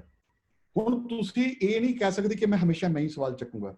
ਤੁਸੀਂ ਮੇਰਾ ਇੰਨੀ ਜੀ ਗੱਲ ਦੇ ਉੱਪਰ ਧੰਨਵਾਦ ਕਰਦੇ ਹੋ ਕਿ ਮੈਂ ਘੱਟੋ ਘੱਟ ਜਦੋਂ ਬਿਲਕੁਲ ਖਤਮ ਹੋ ਚੁੱਕਿਆ ਸੀ, ਮੈਂ ਇੱਕ ਆਪਣੇ ਜੁਗਨੂ ਵਾਂਗੂ ਥੋੜਾ ਜਿਹਾ ਕੰਮ ਕੀਤਾ ਔਰ ਮੈਂ ਆਪਣੇ ਵੱਲੋਂ ਜਿੰਨੀ ਕੁ ਭੂਮਿਕਾ ਨਿਭਾ ਸਕਦਾ ਸੀ ਆਪਣਾ ਸਾਰਾ ਕੁਝ ਛੱਡ ਕੇ ਮੈਂ ਨਿਭਾਈ। ਮੈਂ ਡਰ ਕੇ ਪਿੱਛੇ ਨਹੀਂ ਹਟਿਆ। ਜਾਂ ਤਾਂ ਇਹ ਤਰੀਕਾ ਹੁੰਦਾ ਕਿ ਮੈਂ ਸਿੱਧਾ ਪੋਲਿਟਿਕਸ ਵਿੱਚ ਉਤਰ ਜਾ, ਜਿਵੇਂ ਕਿ ਹਰ ਪਾਰਟੀ ਮੈਨੂੰ ਅੱਜ ਵੀ ਆਫਰ ਕਰਦੀ ਹੈ ਕਿ ਤੂੰ ਸਾਡੀ ਪਾਰਟੀ ਚਾਹ ਛੱਡ, ਤੂੰ ਕੀ ਲੈਣਾ। ਜਾਂ ਤਾਂ ਤੁਸੀਂ ਚਾਹੁੰਦੇ ਹੋ ਕਿ ਮੈਂ ਨਾਟਕ ਛੱਡ ਕੇ ਉਤਰ ਜਾ, ਫਿਰ ਮੈਂ ਸੇਫ ਹਾਂ, ਵਰਨਾ ਮੈਂ ਸੇਫ ਨਹੀਂ ਹਾਂ। ਇਸ ਸਿਸਟਮ ਦੇ ਵਿੱਚ ਉਹੀ ਬੰਦਾ ਸੇਫ ਹੈ, ਜਾਂ ਤਾਂ ਉਹ ਪੈਸੇ ਵਾਲਾ ਜਿਹੜਾ ਪੁਲਿਸ ਨੂੰ ਖਰੀਦ ਸਕਦਾ, ਜੱਜਾਂ ਨੂੰ ਖਰੀਦ ਸਕਦਾ, ਜਾਂ ਉਹ ਬੰਦਾ ਸੇਫ ਹੈ ਜਿਹੜਾ ਕਿਸੇ ਪੋਲੀਟੀਕਲ ਪਾਰਟੀ ਨਾਲ ਜੁੜਿਆ ਹੋਇਆ। ਤੇ ਮੇਰੇ ਕੋਲ ਦੋਨੋਂ ਚੀਜ਼ਾਂ ਨਹੀਂ ਹੈ। ਫਿਰ ਮੈਨੂੰ ਐਂ ਲੱਗਿਆ ਕਿ ਯਾਰ ਜੇ ਮੈਂ ਲੜ ਕੇ ਮਰ ਗਿਆ ਤੇ ਮੈਂ ਜਿਹੜਾ ਥੀਏਟਰ 'ਚ 4-5 ਕੰਮ ਕਰਨੇ ਨੇ ਮੇਰੇ, ਉਹ ਵੀ ਜਾਣ ਗਏ। ਠੀਕ ਹੈ, ਮੈਂ ਐ ਨਹੀਂ ਮੇਰੇ ਬੱਚਿਆਂ ਨੂੰ ਭੁਗਤਣਾ ਪਿਆ, ਇਹ ਨਹੀਂ ਹੈ ਕਿ ਨਹੀਂ ਭੁਗਤਿਆ, ਮੈਂ ਬਹੁਤ ਕੁਝ ਭੁਗਤਿਆ, ਮੇਰੇ ਬੱਚੇ ਭੁਗਤ ਰਹੇ ਨੇ, ਸਟਿਲ ਭੁਗਤ ਰਹੇ ਨੇ। ਔਰ ਮੈਂ ਓਪਨਲੀ ਕਹਿਣਾ ਕਿ ਅਕਾਲੀਆਂ ਨੇ, ਬਾਦਲਾਂ ਨੇ ਮੇਰੇ ਪੂਰੇ ਟੱਬਰ ਦਾ ਨਾਸ ਮਾਰ ਕੇ ਰੱਖਿਆ ਹੋਇਆ। ਪਰ ਫਿਰ ਮੇਰੀ ਇੱਕ ਲਿਮਿਟੇਸ਼ਨ ਵੀ ਹੈ ਨਾ, ਮੈਂ ਇੱਕ ਹੱਦ ਤੱਕ ਜਾ ਸਕਦਾ ਸੀ ਕਿਉਂਕਿ ਬੇਸਿਕਲੀ ਮੈਂ ਲਿਖਣ ਪੜ੍ਹਨ ਵਾਲਾ ਬੰਦਾ। ਮੈਂ ਆਪਣੀ ਜ਼ਿੰਦਗੀ 'ਚ ਕੁਝ ਭੂਮਿਕਾਵਾਂ ਤੈਅ ਕੀਤੀਆਂ ਹੋਈਆਂ। ਉਹ ਭੂਮਿਕਾ ਇਹ ਹੈ ਕਿ ਮੈਂ ਇੱਕ ਨਾਟਕਕਾਰ ਦੇ ਤੌਰ ਤੇ ਰਾਈਜ਼ ਕੀਤਾ ਤੇ ਮੈਂ ਨਾਟਕਕਾਰ ਦੇ ਤੌਰ ਤੇ ਮਰਨਾ ਚਾਹੁੰਦਾ। ਮੈਂ ਇੱਕ ਅਧਿਆਪਕ ਹਾਂ, ਮੈਂ ਅਧਿਆਪਕ ਰਹਿਣਾ ਚਾਹੁੰਦਾ। ਮੇਰੇ ਬੱਚੇ ਖਿਲਾਫ ਹੈ, ਮੇਰੀ ਧੀ ਮੇਰੇ ਨਾਲ, ਜਿੱਦਣ ਮੈਂ ਆਪ ਦੇ ਨਾਲ ਤੁਰਿਆ ਮੇਰੀ ਧੀ ਨੇ ਮੇਰੇ ਨਾਲ ਕਿੰਨੇ ਦਿਨ ਗੱਲ ਨਹੀਂ ਕੀਤੀ, ਕਹਿੰਦੀ ਸਾਨੂੰ ਇੱਕ ਪੋਲੀਟੀਸ਼ੀਅਨ ਪਾਪਾ ਨਹੀਂ ਚਾਹੀਦੇ, ਸਾਨੂੰ ਇੱਕ ਡਰਾਮਾਟਿਸਟ ਪਾਪਾ ਚਾਹੀਦਾ, ਸਾਨੂੰ ਇੱਕ ਸਕਾਲਰ ਪਾਪਾ ਚਾਹੀਦੇ। ਔਰ ਮੈਂ ਫਿਰ ਆਪਣੇ ਬੱਚਿਆਂ ਨੂੰ ਪਿਆਰ ਵੀ ਕਰਦਾ। ਉਹਨਾਂ ਨੇ ਮੈਨੂੰ ਕਿਹਾ ਤਾਂ ਮੈਂ ਹੁਣ ਦੋ ਹੀ ਗੱਲਾਂ ਨੇ, ਜਾਂ ਤਾਂ ਤੁਸੀਂ ਮੈਨੂੰ ਕਹੋ ਮੈਂ ਰਾਜਨੀਤੀ ਵਿੱਚ ਉਤਰ ਜਾਂਦਾ, ਜੇ ਤੁਹਾਨੂੰ ਨਾਟਕਕਾਰ ਦੇ ਤੌਰ ਤੇ ਮੈਂ ਚਾਹੀਦਾ ਤਾਂ ਫਿਰ ਮੈਨੂੰ ਇੱਥੇ ਰਹਿਣ ਦਿਓ। ਕੀ ਬਾਤ ਹੈ, ਕੀ ਬਾਤ ਹੈ। ਜੀ ਜੀ ਜੀ, ਹੋਰ ਕੋਈ ਦੋਸਤ? ਕੁਝ ਸਵਾਲ ਨੇ ਇੱਥੇ। ਵੀਨਾ ਅਰੋੜਾ ਨੇ HMB ਜਲੰਧਰ ਤੋਂ, ਉਹ ਪੁੱਛ ਰਹੇ ਨੇ ਕਿ ਪੰਜਾਬ ਵਿੱਚ ਹੁਣ ਤੱਕ ਸ਼ੌਕੀਆ ਰੰਗਮੰਚ ਹੀ ਹੈ, ਪ੍ਰੋਫੈਸ਼ਨਲ ਕਿਉਂ ਨਹੀਂ ਹੋ ਸਕਿਆ? ਮੈਮ ਜਿੱਥੇ ਪ੍ਰੋਫੈਸ਼ਨਲ ਹੁੰਦਾ ਉਹ ਬਹੁਤ ਜ਼ਿਆਦਾ ਪ੍ਰੋਫੈਸ਼ਨਲ ਹੋ ਜਾਂਦਾ ਹੈ, ਇੰਨੇ ਪ੍ਰੋਫੈਸ਼ਨਲ ਹੋ ਜਾਂਦਾ ਹੈ ਕਿ ਸਾਨੂੰ ਗ੍ਰਾਂਟ ਦਿਓ ਤੇ ਅਸੀਂ ਸਟੇਜ ਦੇ ਉੱਪਰ ਜੋ ਮਰਜ਼ੀ ਗੰਦ ਪਿੱਲ ਬੱਕ ਕੇ ਆ ਜਾਵਾਂਗੇ, ਕੋਈ ਦੇਖੇ ਨਾ ਦੇਖੇ ਸਾਨੂੰ ਪਰਵਾਹ ਨਹੀਂ। ਇਹ ਸੁਪਰ ਪ੍ਰੋਫੈਸ਼ਨਲਿਜ਼ਮ ਹੈ। ਲੇਕਿਨ ਅਸੀਂ ਕੋਸ਼ਿਸ਼ ਵੀ ਤਾਂ ਨਹੀਂ ਕੀਤੀ ਨਾ। ਪੰਜਾਬੀ ਰੰਗਮੰਚ ਦੇ ਇੱਕ ਘਟਨਾ ਵਾਪਰੀ ਪੰਜਾਬੀ ਰੰਗਮੰਚ ਨਾਲ ਕਿ ਜਦੋਂ ਪਹਿਲਾ ਨਾਟਕ ਲਿਖਿਆ ਗਿਆ, ਬਾਬਾ ਬੁੱਧ ਸਿੰਘ ਨੇ ਲਿਖਿਆ 1909 ਦੇ ਵਿੱਚ ਪੰਜਾਬੀ ਦਾ ਪਹਿਲਾ ਨਾਟਕ ਚੰਦਰਹਰੀ, ਤੇ ਉਹ ਨਾਟਕ ਦੇ ਵਿੱਚ ਪਾਰਸੀ ਥੀਏਟਰ ਦੀ ਤਰਜ਼ ਉੱਪਰ ਮੈਡਮ ਇੱਕ ਦੋ ਨਾ ਏਦਾਂ ਦੇ ਸੀਨ ਸੀਗੇ ਜਿਹੜੇ ਕਿ ਅੱਜ ਤਾਂ ਨਾਰਮਲ ਹੈ, ਚੁੰਮਣ ਦਾ ਸੀਨ ਉਸ ਵੇਲੇ, ਔਰ ਉਹਦੇ ਮਗਰ ਸਿੱਖ ਪੈ ਗਏ। ਉਹਨਾਂ ਨੇ ਗਾਲਾਂ ਕੱਢੀਆਂ ਬਾਬਾ ਬੁੱਧ ਸਿੰਘ ਨੂੰ, ਜਲੂਸ ਕੱਢੇ ਔਰ ਪ੍ਰੈਸ ਨੂੰ ਅੱਗ ਲਾਤੀ ਜਿੱਥੇ ਉਹਦਾ ਦੂਜਾ ਐਡੀਸ਼ਨ ਛਪ ਰਿਹਾ ਸੀ। ਉਦੋਂ ਪੰਜਾਬੀ ਡਰਾਮਾਟਿਸਟ ਪਹਿਲੇ ਝਟਕੇ 'ਚ ਹੀ ਡਰ ਗਏ ਔਰ ਪਹਿਲੇ ਦਿਨ ਤੋਂ ਪੰਜਾਬੀ ਨਾਟਕ ਉਪਦੇਸ਼ਕ ਹੋ ਗਿਆ, ਸਟੇਜ ਤੇ ਜਾ ਕੇ ਉਪਦੇਸ਼ ਦੇਣਾ। ਔਰ ਅਸੀਂ 1975 ਤੱਕ ਉਪਦੇਸ਼ ਹੀ ਦਿੰਦੇ ਰਹੇ। ਔਰ ਉਹਦੇ ਨਾਲ ਕੀ ਹੈ ਮੈਡਮ, ਉਪਦੇਸ਼ ਸੁਣਨ ਦੇ ਕੌਣ ਤੁਹਾਨੂੰ ਪੈਸੇ ਦੇਗਾ? ਕਿਤੇ ਨਾ ਕਿਤੇ ਥੋੜਾ ਬਹੁਤਾ ਐਂਟਰਟੇਨਮੈਂਟ, ਲੋਕ ਦੁਖੀ ਹੋਣ ਲਈ ਨਹੀਂ ਆਉਂਦੇ। ਔਰ ਪੰਜਾਬੀ ਨਾਟਕਕਾਰਾਂ ਨੂੰ ਨਾ, ਕਈਆਂ ਨੂੰ ਤਾਂ ਇੰਨੀ ਬਿਮਾਰੀ ਹੈ ਕਿ ਉਹਨਾਂ ਨੇ ਇੰਨਾ ਦੁੱਖ ਪੇਸ਼ ਕੀਤਾ ਸਟੇਜ ਤੇ। ਕਵਿਤਾ ਦੇ ਵਿੱਚ ਦੁੱਖ ਪੇਸ਼ ਕਰਨਾ ਇੱਕ ਸਾਹਿਤਕ ਚੀਜ਼ ਹੈ, ਸੰਵੇਦਨਸ਼ੀਲਤਾ ਨਾਲ ਭਰੀ ਹੋਈ ਚੀਜ਼ ਹੈ। ਕਵਿਤਾ ਉਦਾਸੀ ਦੀ ਗੱਲ ਕਰਦੀ ਚੰਗੀ ਲੱਗਦੀ ਹੈ, ਸਟੇਜ ਤੋਂ ਜਦੋਂ ਲਾਈਵ ਤੁਸੀਂ ਦੁੱਖ ਦੇਖ ਰਹੇ ਹੋ, ਉਹ ਦਰਸ਼ਕ ਦੇ ਦਿਲ ਨੂੰ, ਦਿਮਾਗ ਨੂੰ ਤੋੜ ਕੇ ਰੱਖ ਜਾਂਦਾ। ਗੁਰਸ਼ਰਨ ਭਾਜੀ ਇਸੇ ਕਰਕੇ ਲੋਕਾਂ ਨੂੰ ਚੰਗੇ ਲੱਗਦੇ ਸੀਗੇ, ਕਿਉਂਕਿ ਉਹਨਾਂ ਦੇ ਵਿੱਚ ਇੱਕ ਤਾਕਤਵਰ ਮੈਸੇਜ ਸੀਗਾ ਕਿ ਨਹੀਂ, ਅਸੀਂ ਹਾਰਾਂਗੇ ਨਹੀਂ। ਤਾਂ ਇੰਨਾ 1975 ਤੱਕ ਦੁੱਖ ਦਿਖਾਇਆ ਕਿ ਲੋਕ ਟੁੱਟ ਗਏ। ਹੁਣ ਮੈਂ ਦੁੱਖ ਦੇਖਣ ਦੇ ਕੋਈ ਪੈਸੇ ਨਹੀਂ ਦਿੰਦਾ। ਜਿਹੜੀ ਕਮੇਡੀ ਫਿਲਮ ਚੱਲਦੀ ਹੈ ਇਸ ਕਰਕੇ ਚੱਲਦੀ ਹੈ ਕਿਉਂਕਿ ਲੋਕ ਇਹ ਸਮਝਦੇ ਆ ਕਿ ਦੁੱਖ ਤਾਂ ਜ਼ਿੰਦਗੀ 'ਚ ਪੈਸਾ ਹੀ ਬਹੁਤ ਹੈ, ਆ 2 ਘੰਟੇ ਯਾਰ ਪੈਸੇ ਖਰਚ ਕੇ ਥੋੜੇ ਜਿਹੇ ਸੌਖੇ ਹੋ, ਰਿਲੀਫ ਮਿਲ ਜਾਏਗਾ। ਤਾਂ ਸਾਨੂੰ ਪੰਜਾਬੀ ਨਾਟਕਕਾਰਾਂ ਨੂੰ ਨਾ ਵਿਚਕਾਰ ਦਾ ਰਾਹ ਲੱਭਣਾ ਪਏਗਾ ਕਿ ਅਸੀਂ ਮੈਸੇਜ ਵੀ ਦਈਏ, ਵਧੀਆ ਤਰੀਕੇ ਦੀਆਂ ਗੱਲਾਂ ਵੀ ਕਰੀਏ, ਲੇਕਿਨ ਦਰਸ਼ਕ ਦੇ ਸੋਚ ਸਵਾਦ ਦਾ ਧਿਆਨ ਵੀ ਰੱਖੀਏ। ਔਰ ਜਿਨ੍ਹਾਂ ਨੇ ਰੱਖਿਆ ਹਰਪਾਲ ਟਿਵਾਣਾ ਜੀ, ਔਰ ਉਹਨਾਂ ਨੇ ਟਿਕਟਾਂ ਵੀ ਲਾਈਆਂ 1962 ਦੇ ਵਿੱਚ। ਹਰਪਾਲ ਟਿਵਾਣਾ ਜੀ ਨੇ 2.5 ਰੁਪਏ ਦੀ ਟਿਕਟ ਲਾਈ ਉਸ ਵੇਲੇ, ਅੱਜ ਦੇ ਹਿਸਾਬ ਨਾਲ 150-200 ਰੁਪਏ ਦੀ ਟਿਕਟ ਹੋ ਗਈ, ਔਰ ਬਹੁਤ ਉਹਨਾਂ ਨੇ ਚਲਾ ਕੇ ਦਿਖਾਇਆ ਥੀਏਟਰ ਜੀ। ਹਾਂਜੀ ਦੋਸਤੋ, ਕੋਈ ਮੈਂ ਗੁਰਦੇਵ ਸਿੰਘ ਦੇਵ ਜੀ। ਹਾਂਜੀ ਬੋਲੋ ਜੀ। ਇਹ ਪਾਲੀ ਭਾਜੀ 12 ਸਾਲ ਬਾਅਦ ਆਪਾਂ ਆਮਣੇ ਸਾਹਮਣੇ ਹੋ ਰਹੇ ਹਾਂ ਅੰਮ੍ਰਿਤਸਰ ਦੇ ਰਿਫਰੈਸ਼ਰ ਕੋਰਸ ਤੋਂ ਬਾਅਦ। ਬਹੁਤ ਵਧੀਆ ਗੱਲਾਂ ਕੀਤੀਆਂ, ਵਧਾਈਆਂ। ਕਾਫੀ ਕੁਝ ਜਿਹੜਾ ਹੈਗਾ ਤੁਸੀਂ ਪੇਸ਼ ਕੀਤਾ, ਨਾਟਕੀ ਅੰਦਾਜ਼ ਵਿੱਚ ਪੇਸ਼ ਕੀਤਾ। ਔਰ ਇੱਕ ਗੱਲ ਜਿਹੜੀ ਹੈਗੀ ਹੈ ਕਿ ਪੰਜਾਬ ਦੇ ਵਿੱਚ ਵੈਸੇ ਤਾਂ ਨਾਟਕ ਲਈ ਜ਼ਮੀਨ ਜਿਹੜੀ ਹੈਗੀ ਉਹ ਜਰਖੇਜ਼ ਬਹੁਤੀ ਨਹੀਂ ਹੈ, ਪਰ ਫਿਰ ਵੀ ਜਿੰਨਾ ਕੁਝ ਨਾਟਕ ਇੱਥੇ ਹੋਇਆ ਹੈ ਜਾਂ ਕੀਤਾ ਗਿਆ ਜਾਂ ਖੇਡਿਆ ਗਿਆ ਹੈ ਜਾਂ ਰਚਿਆ ਗਿਆ ਹੈ, ਕੀ ਉਹ ਪੰਜਾਬੀ ਸੁਭਾਅ ਦੇ ਅਨੁਕੂਲ ਹੈ ਜਾਂ ਪੰਜਾਬੀ ਸੁਭਾਅ ਦੇ ਵਿੱਚ ਕਿਤੇ ਨਾਟਕ ਜਿਹੜਾ ਹੈਗਾ ਉਹ ਵਾਕਿਆ ਹੀ ਪਿਆ ਹੈ, ਜਾਂ ਆਪਾਂ ਜਿਹੜਾ ਹੈਗਾ ਸਿਰਫ ਇੱਕ ਤਰੱਦਦ ਹੀ ਕਰਦੇ ਜਾ ਰਹੇ ਹਾਂ? ਨਹੀਂ, ਦੇਖੋ ਸਾਡੇ ਕਲਚਰ ਦੇ ਵਿੱਚ ਬਹੁਤ ਡਰਾਮਾ ਪਿਆ। ਲੋਕ ਪੁੱਛਦੇ ਨੇ ਕਿ ਬਲਵੰਤ ਗਾਰਗੀ ਕਿਉਂ ਤੁਸੀਂ ਮਹਾਨ ਨਾਟਕਕਾਰ ਕਰੋ। ਮੈਂ ਹਮੇਸ਼ਾ ਕਹਿੰਦਾ ਗਾਰਗੀ ਬਹੁਤ ਮਹਾਨ ਨਾਟਕਕਾਰ ਹੈ। ਅਸਲ ਵਿੱਚ ਗਾਰਗੀ ਨੇ ਕੀ ਕੀਤਾ ਕਿ ਪੰਜਾਬੀ ਸੱਭਿਆਚਾਰ ਦੇ ਵਿੱਚ ਜਿੱਥੇ ਜਿੱਥੇ ਡਰਾਮਾ ਪਿਆ ਸੀ, ਗਾਰਗੀ ਉਸ ਨੂੰ ਚੱਕ ਕੇ ਸਟੇਜ ਤੇ ਲੈ ਗਿਆ। ਉਦਾਹਰਨ ਦੇ ਤੌਰ ਤੇ ਮਾਨਸਿਕ ਗੁੰਝਲਾਂ, ਔਰਤ ਦੀਆਂ ਮਾਨਸਿਕ ਗੁੰਝਲਾਂ, ਉਹਦੀ ਸੈਕਸੁਅਲ ਫਰਸਟ੍ਰੇਸ਼ਨ ਕਿਸ ਤਰੀਕੇ ਨਾਲ ਸੱਭਿਆਚਾਰਕ ਟੋਟਮ ਦੇ ਰੂਪ 'ਚ ਬਾਹਰ ਨਿਕਲਦੀ ਹੈ, ਉਹ ਕਿੱਦਾਂ ਟੈਬੂਸ ਤੋੜਦੀ ਹੈ। ਉਹਦੇ ਵਿੱਚ ਜਿਹੜੇ ਉਹ ਭੂਤਾਂ ਪ੍ਰੇਤਾਂ ਕੱਢਣ ਵਾਲੇ ਆ ਜਾਂਦੇ ਨੇ, ਫੱਫੇ ਕੁੱਟਣੀਆਂ ਆ ਜਾਂਦੀਆਂ ਨੇ। ਤਾਂ ਗਾਰਗੀ ਨੇ ਜੋ ਕੁਝ ਪੰਜਾਬੀ ਸੱਭਿਆਚਾਰ ਦੇ ਵਿੱਚ ਪਿਆ ਸੀ, ਉਹ ਕਰੈਕਟਰ ਚੱਕ ਕੇ ਸਟੇਜ ਤੇ ਲੈ ਕੇ ਗਾਰਗੀ ਮਹਾਨ ਹੋ ਗਿਆ। ਬਹੁਤੇ ਬੰਦੇ ਇਸ ਗੱਲ ਨੂੰ ਸਮਝ ਨਹੀਂ ਪਾਏ। ਡਰਾਮਾ ਬਹੁਤ ਪਿਆ ਪੰਜਾਬੀ ਕਲਚਰ ਦੇ ਵਿੱਚ, ਡਰਾਮਾ ਪਿਆ, ਉਹ ਸਾਨੂੰ ਲੱਭਣਾ ਪਏਗਾ ਕਿੱਥੇ ਪਿਆ। ਔਰ ਅਜਮੇਰ ਸਿੰਘ ਔਲਖ ਦੇਖੋ, ਅਜਮੇਰ ਸਿੰਘ ਔਲਖ ਨੇ ਮਾਲਵੇ ਦੇ ਇੱਕ ਕਿਸਾਨ ਨੂੰ ਉਹਦੀ ਟੁੱਟ ਭੱਜ ਦੇ ਅਗੇਂਸਟ ਖੜਾ ਕਰਤਾ। ਉਹਨੇ, ਆਪਾਂ ਕਹਿ ਦਿੰਦੇ ਕਿ ਅਜਮੇਰ ਸਿੰਘ ਔਲਖ ਜਿਹੜੇ ਪ੍ਰਤੀ, ਉਹਨਾਂ ਨੇ ਖੂਬਸੂਰਤ ਗੱਲ ਕੀ ਕੀਤੀ ਕਿ ਉਸਨੇ ਬੰਦੇ ਨੂੰ ਉਹਦੀ ਟੁੱਟ ਭੱਜ ਦੇ ਅਗੇਂਸਟ ਖੜਾ ਕਰਤਾ। ਉਹ ਬੰਦਾ ਆ ਟੁੱਟ ਭੱਜ ਤੋਂ ਬਚਣ ਦੇ ਲਈ ਡਰ ਰਿਹਾ, ਲੜ ਰਿਹਾ। ਉਹ ਇੱਕ ਚੀਜ਼ ਬਹੁਤ ਵੱਡੀ ਬਣ ਗਈ। ਔਰ ਬਾਬਾ ਬੰਤੂ ਨਾਟਕ ਪੜ੍ਹੋ, ਚਰਨਦਾਸ ਸਿੱਧੂ ਦਾ, ਮੈਂ ਕਹਿੰਦਾ ਪੰਜਾਬੀ ਦਾ ਗ੍ਰੇਟ ਕਲਾਸਿਕ ਹੈ ਬਾਬਾ ਬੰਤੂ। ਉਹਦੇ ਵਿੱਚ ਤੁਸੀਂ ਇਹੀ ਚੀਜ਼ ਦੇਖੋ, ਉਸਨੇ ਸਾਰੀਆਂ ਸੱਭਿਆਚਾਰਕ ਟਕਰਾਓ ਜਿਹੜਾ ਸੀਗਾ, ਉਹਦੀ ਪੇਸ਼ਕਾਰੀ ਦੋਨੋਂ ਉਸ ਤਰੀਕੇ ਨਾਲ ਪੇਸ਼ ਕੀਤੀਆਂ, ਉਹ ਚੀਜ਼ਾਂ ਕਮਾਲ ਬਣ ਗਈਆਂ। ਸੋ ਪਿਆ ਤਾਂ ਬਹੁਤ ਕੁਛ ਹੈ ਡਰਾਮਾ, ਲੇਕਿਨ ਇਹਦੇ ਲਈ ਸਾਨੂੰ ਇਹੋ ਜਿਹੇ ਲੇਖਕ ਚਾਹੀਦੇ ਨੇ ਜਿਹੜੇ ਸਮਝਣ, ਜਿਹੜੇ ਇਹਨਾਂ ਚੀਜ਼ਾਂ ਦੇ ਵਿੱਚ ਅੰਦਰ ਉਤਰੇ ਹੋਣ, ਔਰ ਨਾਟਕ ਦੀ ਵਿਧਾ ਨੂੰ ਗੰਭੀਰਤਾ ਨਾਲ ਲੈ ਕੇ ਚੱਲਣ। ਇਹ ਡਾਇਲੌਗ ਲਿਖਣਾ ਨਾਟਕ ਨਹੀਂ ਹੁੰਦਾ। ਕਰੈਕਟਰ ਕ੍ਰੀਏਟ ਕਰਨੇ, ਉਹਨਾਂ ਦਾ ਟਕਰਾਓ, ਉਹਨਾਂ ਦੇ ਅੰਦਰ ਦੀ ਟੁੱਟ ਭੱਜ, ਕਿੰਨਾ ਕੁਛ ਪਿਆ ਹੁੰਦਾ ਜਿਹੜਾ ਕਿ ਜਿੱਦਣ ਐ ਨਹੀਂ ਦੇਖੋ। ਨਾਟਕ ਫਿਰ ਵੀ ਚੰਗੇ ਲਿਖੇ ਗਏ ਨੇ। ਮੈਂ ਮੰਨ ਕੇ ਚੱਲਦਾ ਕਿ ਕੋਈ 1200-1300 ਨਾਟਕ ਟੋਟਲ ਲਿਖੇ ਨੇ, ਉਹਨਾਂ ਵਿੱਚੋਂ 1100-1150-1200 ਨਾਟਕ ਮੈਂ ਪੜ੍ਹਿਆ, ਤਾਂ ਮੈਂ ਕਹਿ ਸਕਦਾ 200-250 ਨਾਟਕ ਇਹੋ ਜਿਹਾ ਹੈਗਾ ਜਿਸ ਤੇ ਅਸੀਂ ਮਾਣ ਕਰ ਸਕਦੇ। ਪਾਲੀ ਜੀ, ਮੇਰਾ ਇੱਕ ਸਵਾਲ ਹੈ ਕਿ ਅਸੀਂ ਜਦੋਂ ਕਵਿਤਾ ਦੀ ਗੱਲ ਕਰਦੇ ਹਾਂ ਤਾਂ ਉਹਦੇ 'ਚ ਬਹੁਤ ਸਾਰੀਆਂ ਕਵਿਤਰੀਆਂ ਸ਼ਾਮਲ ਨੇ, ਉਹ ਸਾਹਿਤ ਰਚ ਰਹੀਆਂ ਨੇ। ਇਹ ਤੁਸੀਂ ਗੱਲ ਨਾ ਕਰੋ, ਮੇਰੇ ਤੋਂ ਕੁਝ ਇਹੋ ਜਿਹੀ ਐਸੀ ਗੱਲ ਕਹੀ ਜਾਣੀ ਹੈ, ਫਿਰ ਲੜਾਈ ਹੋ ਜਾਣੀ ਹੈ, ਮੈਨੂੰ ਮਰਵਾਓਗੇ ਤੁਸੀਂ, ਮੈਂ ਨਹੀਂ ਕਰਦਾ। ਪਰ ਨਾਟਕ ਜਿੱਥੇ ਵੀ ਲਿਖਿਆ ਜਾ ਰਿਹਾ, ਉਹਨਾਂ ਨੂੰ ਅੱਗੇ ਕਿਉਂ ਨਹੀਂ ਆਉਣ ਦਿੱਤਾ ਜਾ ਰਿਹਾ? ਲਿਖ ਰਹੀਆਂ ਨੇ ਕੁੜੀਆਂ, ਨਾਟਕ ਲਿਖ ਰਹੀਆਂ ਨੇ, ਡਾਇਰੈਕਸ਼ਨ ਦੇ ਰਹੀਆਂ। ਮੈਡਮ ਕੋਈ ਨਹੀਂ ਲਿਖ ਰਿਹਾ। ਔਰ ਤੁਹਾਡੀਆਂ ਜਿਹੜੇ ਕਵਿਤਰੀਆਂ ਨਾ, ਮੈਨੂੰ ਮੇਰਾ ਮੂੰਹ ਨਾ ਖਲਵਾਓ ਬਸ, ਤੁਸੀਂ ਰਹਿਣ ਦਿਓ, ਮੈਂ ਨਹੀਂ ਕੁਝ ਕਹਿਣਾ। ਉਹਨਾਂ ਨੂੰ ਪੁੱਛੋ ਵੀ ਸਵਾਏ ਨਿੱਜੀ ਦੁੱਖਾਂ ਤੋਂ, ਨਿੱਜੀ ਰੋਣੇ ਧੋਣਿਆਂ ਤੋਂ, ਆਹ ਕੁੜੀ ਜਿਹੜੀ ਬੋਲ ਕੇ ਗਈ ਹੈ, ਇਹ ਜਿਹੜੀ ਮੈਨੂੰ ਪਹਿਲੀ ਕਵਿਤਾ ਇਹਨਾਂ ਨੇ ਸੁਣਾਈ, ਕੀ ਨਾ ਆਪਣਾ ਡਾਕਟਰ ਕੁਲਦੀਪ ਨੇ ਮੈਨੂੰ। ਪਰ ਮੈਮ ਤੁਸੀਂ ਮੈਨੂੰ ਸਵਾਲ ਦਿਓ, ਜੇ ਕੁੜੀਆਂ ਨੂੰ ਭਾਵ ਕਵਿਤਰੀਆਂ ਨੂੰ ਸੁਸਾਇਟੀ ਨਾਲ ਕੁਝ ਨਹੀਂ, ਤਾਂ ਫਿਰ ਸੁਸਾਇਟੀ ਨੂੰ ਕਵਿਤਰੀਆਂ ਨਾਲ ਕੀ? ਕਿਉਂ ਨਹੀਂ ਆ ਸੁਸਾਇਟੀ? ਤੁਸੀਂ ਮੇਰੀ ਕਵਿਤਾ ਪੜ੍ਹੀ? ਮੈਂ ਪੜ੍ਹੀ ਹੈ ਮੈਡਮ, ਮੈਂ ਉਹ ਹੈ ਹੀ ਸੁਸਾਇਟੀ ਹੈ। ਬਸ ਨਹੀਂ ਮੈਡਮ, ਮੈਂ ਕੁਝ ਵੀ ਨਹੀਂ ਤੁਹਾਨੂੰ ਨਹੀਂ ਕਹਿ ਰਿਹਾ, ਮੈਂ ਬਹੁਤ ਉਹਨਾਂ ਨੂੰ ਕਹਿ ਰਿਹਾ ਜਿਨ੍ਹਾਂ ਦੇ ਨਿੱਜੀ ਦੁੱਖਾਂ ਤੋਂ ਜਿਨ੍ਹਾਂ ਦੀ ਕਵਿਤਾ ਅਗਾਂਹ ਨਹੀਂ ਜਾਂਦੀ। ਸਵਾਲ ਹੈ ਮੈਡਮ। ਅੱਛਾ, ਔਰ ਦੂਜੀ ਗੱਲ, ਜਦੋਂ ਉਹਨਾਂ ਨੂੰ ਕੋਈ ਦੁੱਖ ਹੁੰਦਾ ਬੰਦਿਆਂ ਤੇ ਤਵਾ ਲਾਣਾ ਸ਼ੁਰੂ ਕਰ ਦੇਣਗੇ। ਮੈਡਮ ਸਾਡੇ ਵਰਗੇ 10-12 ਬੰਦੇ ਤਾਂ ਹੈਗੇ ਜਿਹੜੇ ਖੁੱਲ ਕੇ ਨਾਲ ਖੜਦੇ, ਤੁਸੀਂ ਉਹਨਾਂ ਨੂੰ ਵੀ ਭਜਾ ਦੋਗੇ ਸਾਡੇ ਨਾਲ। ਐਵੇਂ ਸਾਡੀ ਬੇਇੱਜ਼ਤੀ ਜੀ ਕਰੀ ਜਾਂਦੇ ਉਹਨਾਂ ਨੇ। ਐਂ ਕਿਉਂ ਲੱਗਦਾ ਵੀ ਉਹਨਾਂ ਦੀਆਂ ਸਮੱਸਿਆਵਾਂ ਦਾ ਅਸੀਂ ਸਮੱਸਿਆ ਦੀ ਜੜ ਆ ਉਹਨਾਂ ਦੀ? ਅਸੀਂ ਨਹੀਂ ਹੈਗੇ। ਅਸੀਂ ਸਮੱਸਿਆਵਾਂ ਨਾਲ ਜੂਝੀ ਜਾਂਦੇ ਹਾਂ, ਸਰਕਾਰਾਂ ਨਾਲ ਲੜੀ ਜਾਂਦੇ ਹਾਂ, ਫਲਾਣਿਆਂ ਨਾਲ ਲੜੀ ਜਾਂਦੇ ਹਾਂ। ਸਾਡੀ ਜੀ ਜੀ ਜੀ ਜੀ। ਅੱਛਾ, ਇੱਕ ਹੋਰ ਛੋਟੀ ਜੀ ਗੱਲ ਕਿ ਮੈਂ ਵੇਖਿਆ ਕਿ ਨਾਟਕ ਲਿਖਣ ਵਾਲੇ ਵੀ, ਨਾਟਕ ਖੇਡਣ ਵਾਲੇ ਵੀ, ਨਿਰਦੇਸ਼ਨ ਚ ਵੀ ਅਜੇ ਵੀ ਆਪਸ ਦੇ ਵਿੱਚ ਜਿਹੜਾ ਹੈ ਨਾ ਉਹ ਫ੍ਰਿਕਸ਼ਨ ਤੇ ਇੱਕ ਦੂਜੇ ਦੀ ਲੈਗ ਪੁਲਿੰਗ ਬਹੁਤ ਆ। ਤੇ ਮੈਂ ਇੱਕ ਮੰਚ ਤੇ ਸੀ ਜਿੱਥੇ 3 ਨਾਟਕਕਾਰ ਸਾਂਝਾ ਮੰਚ ਕਰ ਰਹੇ ਸੀ ਤੇ ਮੈਂ ਉੱਥੇ ਇਹ ਵੇਖਿਆ, ਮਹਿਸੂਸ ਵੀ ਕੀਤਾ। ਇਹ ਇਸ ਤਰ੍ਹਾਂ ਕਿਉਂ ਆ? ਤੇ ਅਸੀਂ ਦੋਨੇ ਤਾਂ ਨਹੀਂ ਸੀ ਮੈਮ। ਨਹੀਂ, ਸਾਹਿਤ ਵਿੱਚ ਕਿਹੜਾ ਗਰੁੱਪ ਨਹੀਂ ਹੈ? ਸਾਹਿਤ ਵਿੱਚ ਗਰੁੱਪ ਨਹੀਂ ਹੈ ਮੈਡਮ, ਯੂਨੀਵਰਸਿਟੀਆਂ 'ਚ ਗਰੁੱਪ ਨਹੀਂ ਹੈ। ਸਾਰੇ ਕਿਤੇ ਜਿੱਥੇ ਜਿੱਥੇ ਬੁੱਧੀਜੀਵੀ ਹੈ ਨਾ ਮੈਡਮ, ਸਾਰੇ ਕਿੱਥੇ ਉਹ ਗਰੁੱਪਿੰਗ ਹੈ। ਹਰੇ ਭਾਈ ਭਤੀਜਾਵਾਦ ਪੂਰੇ ਦਾ ਪੂਰਾ। ਮੈਡਮ ਤੁਸੀਂ ਇਦੋਂ ਵੱਡੀ ਗੱਲ ਮੈਂ ਤੁਹਾਨੂੰ ਐਗਜ਼ਾਮਪਲ ਦਿੰਦਾ, ਪੰਜਾਬੀ ਯੂਨੀਵਰਸਿਟੀ, ਅੰਮ੍ਰਿਤਸਰ ਯੂਨੀਵਰਸਿਟੀ ਮੈਨੂੰ ਸਿਲੇਬਸ ਲਾਉਂਦੀ ਹੈ। ਪੰਜਾਬ ਯੂਨੀਵਰਸਿਟੀ ਵਾਲੇ ਨਾ ਮੈਨੂੰ ਲਾਗੇ ਲੱਗਣ ਦਿੰਦੇ ਆ, ਕਲਾਸ ਨਹੀਂ ਲੈਣ ਦਿੰਦੇ।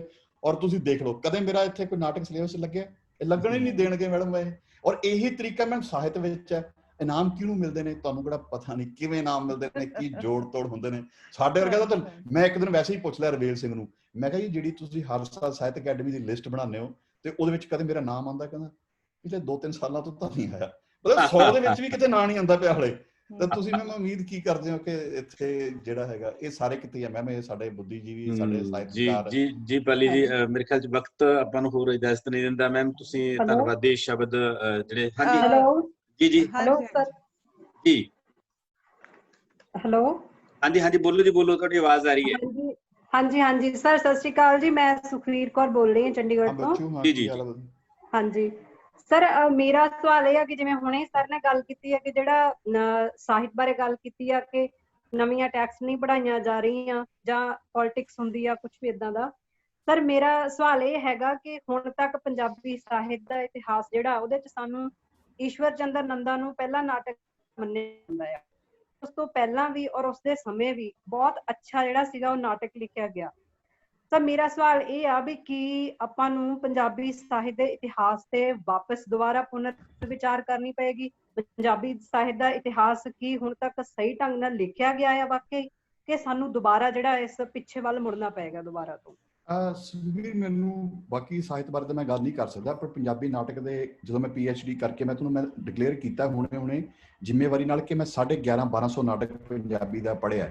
ਉਸ ਵੇਲੇ ਮੈਨੂੰ ਐਂ ਲੱਗਿਆ ਸੀ ਮੈਂ ਸਾਰਾ ਪੜ੍ਹਤਾ, ਲੇਕਿਨ ਬਾਅਦ ਦੇ ਵਿੱਚ ਮੈਨੂੰ ਫਿਰ ਕੁਝ ਨਾਟਕ ਮਿਲੇ ਔਰ ਮੈਨੂੰ ਜ਼ਿੰਦਗੀ ਦੇ 2-2.5 ਸਾਲ ਲੱਗੇ। ਮੈਂ ਇੰਨਾ ਨਾਟਕ ਪੰਜਾਬੀ ਦਾ ਪੜ੍ਹਿਆ, ਉਹਨਾਂ ਦੇ ਨੋਟਸ ਲਿੱਤੇ ਬਕਾਇਦਾ। ਔਰ ਅੱਜ ਮੈਨੂੰ ਲੱਗਦਾ ਕਿ ਪੰਜਾਬੀ ਨਾਟਕ ਦਾ ਇਤਿਹਾਸ ਤਾਂ ਬਿਲਕੁਲ ਹੀ ਵੱਖਰਾ ਹੈ, ਉਹ ਬਿਲਕੁਲ ਹੀ ਡਿਫਰੈਂਟ ਹੈ ਟੋਟਲੀ। ਅੱਜ ਵੀ ਮੈਂ ਤੁਹਾਨੂੰ ਕਿਹਾ ਪੰਜਾਬੀ ਈਸ਼ਵਰ ਚੰਦਰ ਨੰਦੇ ਤੋਂ ਪਹਿਲਾਂ ਨਾਟਕ ਲਿਖਣੇ ਸ਼ੁਰੂ ਹੋ ਚੁੱਕੇ ਸੀ। ਉਹਨਾਂ ਦੇ ਆਪਣੇ ਕਾਲ ਦੇ ਵਿੱਚ ਹੋਰ ਵਧੀਆ ਨਾਟਕ ਲਿਖੇ ਗਏ, ਈਸ਼ਵਰ ਚੰਦਰ ਨੰਦੇ ਤੋਂ ਬਿਹਤਰ ਨਾਟਕ ਲਿਖੇ ਗਏ ਔਰ ਉਹ ਸਾਰੀਆਂ ਗੱਲਾਂ ਸਾਹਮਣੇ ਨਹੀਂ ਆਈਆਂ। ਔਰ 1954, 55, 60 ਦੇ ਆਸ-ਪਾਸ ਕਈ ਇਹੋ ਜਿਹੇ ਨਾਟਕਕਾਰ ਮੈਨੂੰ ਨਵੇਂ ਲੱਭੇ, ਜਿਨ੍ਹਾਂ ਵਿੱਚੋਂ ਬਲਬੀਰ ਸਿੰਘ ਔਰ ਦਇਆਵੀਰ ਸਿੰਘ ਬੀਰਾ। ਮੈਂ ਦਇਆਵੀਰ ਸਿੰਘ ਬੀਰੇ ਬਾਰੇ ਕਹੂੰਗਾ ਕਿ ਕਲਾਸ ਨਾਟਕਕਾਰ ਆ, ਬਹੁਤ ਵਧੀਆ ਨਾਟਕਕਾਰ ਆ ਉਹ। ਔਰ ਇਹੋ ਜਿਹੇ ਕਿੰਨੇ ਮੈਂ ਨਵੇਂ ਨਾਟਕਕਾਰ, ਨਵੇਂ ਨਾਟਕ ਲੱਭ ਕੇ ਲੈ ਕੇ ਆਇਆ। ਮੈਂ ਸੋਚਦਾ ਪਿਆ ਕਿ ਜੇ ਮੈਂ ਹੁਣ ਥੋੜਾ ਜਿਹਾ ਰਿਟਾਇਰ ਹੋਣ ਤੋਂ ਆਸੇ-ਪਾਸੇ ਮੈਂ ਕੁਛ ਇੱਕ ਟੀਮ ਲੈ ਕੇ ਕੁਛ ਚੰਗੇ ਲੋਕਾਂ ਦੀ ਪੰਜਾਬੀ ਨਾਟਕ ਦਾ ਇਤਿਹਾਸ 100% ਮੈਂ ਨਵੇਂ ਸਿਰੋਂ ਲਿਖਣਾ ਚਾਹੂੰਗਾ। ਔਰ ਆਪਾਂ ਟੋਟਲੀ ਮੈਂ ਮੰਨ ਕੇ ਚੱਲਦਾ ਕਿ ਚੇਂਜ ਹੋ ਜਾਏਗਾ ਸਿਨੈਰੀਓ। ਉਹ ਪੰਜਾਬੀ ਨਾਟਕ ਦਾ ਇਤਿਹਾਸ ਜੋ ਪੜ੍ਹਾਇਆ ਜਾ ਰਿਹਾ ਬਿਲਕੁਲ ਨਹੀਂ ਹੈ। ਜੀ ਜੀ ਬਾਲੀ ਜੀ, ਧੰਨਵਾਦ ਤੁਹਾਡਾ ਬਹੁਤ-ਬਹੁਤ। ਮੈਮ ਸੋਹਲ ਜੀ, ਤੁਸੀਂ ਇੱਕ ਵਾਰੀ ਧੰਨਵਾਦੀ ਲਫ਼ਜ਼ ਦੇ ਤੌਰ ਤੇ ਜਿਹੜੇ ਸਾਡੇ ਨਾਲ ਬਹੁਤ ਸਾਰੇ ਲੋਕ ਸ਼ਾਮਲ ਹੋਏ ਨੇ, ਪਲੀਜ਼ ਉਹਨਾਂ ਬਾਰੇ ਕੋਈ 2 ਸ਼ਬਦ ਬੋਲੋ। ਜੀ ਡਾਕਟਰ ਸਾਹਿਬ, ਪਾਲੀ ਜੀ, ਮੈਂ ਤੁਹਾਡੇ ਇਸ ਆਖਰੀ ਗੱਲ ਦੇ ਨਾਲ ਬਹੁਤ ਜ਼ਿਆਦਾ ਸਹਿਮਤ ਹਾਂ ਕਿ ਅਸਲ ਦੇ ਵਿੱਚ ਸਹੀ ਅਰਥਾਂ ਦੇ ਵਿੱਚ ਇਤਿਹਾਸ ਲਿਖਿਆ ਹੀ ਨਹੀਂ ਜਾ ਰਿਹਾ। ਸਾਹਿਤ ਦਾ ਇਤਿਹਾਸ ਖਾਸ ਕਰਕੇ ਕੁਝ ਕੁ ਵਿਸ਼ੇਸ਼ ਹੱਥਾਂ 'ਚ ਤੇ ਉਸ ਨੂੰ ਤੋੜ ਮਰੋੜ ਵੀ ਲਿਆ ਜਾਂਦਾ ਹੈ ਔਰ ਸਮੇਂ ਅਨੁਸਾਰ ਜਾਂ ਆਪਣੇ ਆਪਣੇ ਮੁਫਾਦਾਂ ਅਨੁਸਾਰ ਉਹਦੇ 'ਚ ਕੁਝ ਨਾਮ ਖਾਰਜ ਕਰ ਦਿੱਤੇ ਜਾਂਦੇ ਆ, ਜੋੜ ਲਏ ਜਾਂਦੇ, ਕਈਆਂ ਨੂੰ ਅਸੀਂ ਬਹੁਤ ਅੱਗੇ ਲੈ ਜਾਂਦੇ ਆ। ਸੋ ਜਿਹਦੇ ਹੱਥ 'ਚ ਕਲਮ ਆ ਉਸ ਵੇਲੇ ਇਹ ਮੇਰੇ ਸਾਹਮਣੇ ਹੋ ਰਿਹਾ। ਯੂਨੀਵਰਸਿਟੀਆਂ ਦੇ ਪ੍ਰੋਫੈਸਰ ਸਭ ਤੋਂ ਜ਼ਿਆਦਾ ਗੰਦ ਪਾਉਂਦੇ ਆ ਇਸ ਮਾਮਲੇ ਦੇ ਵਿੱਚ। ਮੈਂ ਵੀ ਜੀ ਜੀ ਜੀ ਜੀ ਜੀ ਹੁਣ ਮੈਂ ਅੱਜ ਕੱਲ ਵੋਕਲ ਆ ਮੈਡਮ, ਮੈਨੂੰ ਬਸ ਇਹੀ ਤਕਲੀਫ ਹੈ ਮੇਰੀ, ਹੁਣ ਮੈਂ ਇਹੀ ਕਹਿਣਾ ਰੋਜ਼ ਯੂਨੀਵਰਸਿਟੀ ਦੇ ਪ੍ਰੋਫੈਸਰਾਂ ਨੇ ਅਰਥਾਂ ਦੇ ਅਨਰਥ ਕਰ ਹੁਣ ਅਸੀਂ ਚਾਹਾਂਗੇ ਕਿ ਤੁਸੀਂ ਲਿਖੋ ਇਹ ਜਿਹੜਾ ਨਾਟਕ ਦਾ ਇਤਿਹਾਸ ਹੈ, ਜੋ ਅਸਲ ਦੇ ਵਿੱਚ ਆ, ਜਿੰਨਾ ਹੁਣ ਤੁਸੀਂ ਖੋਜ ਕੀਤੀ, ਜੋ ਤੁਸੀਂ ਪੜ੍ਹਿਆ, ਉਸਨੂੰ ਜ਼ਰੂਰ ਲੈ ਕੇ ਆਓ ਤਾਂ ਕਿ ਉਹ ਇਤਿਹਾਸ ਦੇ ਪੰਨਿਆਂ ਤੇ ਦਰਜ ਹੋ ਸਕੇ। ਜੇ ਮੈਂ ਰਾਜਨੀਤੀ ਵਿੱਚ ਨਾ ਚਲਾ ਗਿਆ ਪੱਕਾ ਲਿਖੂੰਗਾ ਜੀ। ਜੀ ਜੀ ਜੀ ਛੱਡੋ, ਰਾਜਨੀਤੀ ਚ ਨਹੀਂ ਜਾਣ ਦੀ ਲੋੜ ਹੁੰਦੀ ਹੈ। ਮੁੰਡਾ ਮੈਨੂੰ ਗੁਰਨੈਬ ਭੇਜਣ ਡਿਆ ਸੀ, ਮੈਨੂੰ ਕਹਿੰਦਾ ਤੁਸੀਂ ਜਾਓ ਸਰ ਲੜੋ। ਨਾ ਨਾ ਨਾ, ਖੱਪ ਖਾਨਾ ਬਹੁਤ ਖੱਪ ਖਾਨਾ। ਜੀ ਅੱਜ ਬਹੁਤ ਵਧੀਆ ਗੱਲਾਂ ਹੋਈਆਂ, ਪਾਲੀ ਭੁਪਿੰਦਰ ਜੀ ਨਾਲ ਖੁੱਲੀਆਂ ਗੱਲਾਂ ਹੋਈਆਂ। ਜਸ ਸਰਬਜੀਤ, ਜਦੋਂ ਸਰਬਜੀਤ ਦਾ ਨਾਂ ਹੀ ਲੈਂਦੇ ਸੀ ਡਾਕਟਰ ਦੀਪ, ਤਾਂ ਮੈਨੂੰ ਬੜਾ ਮਜ਼ਾ ਆਉਂਦਾ ਸੀ ਵੀ ਮੇਰੀ ਸਿਰਨਾਵੀ ਆ।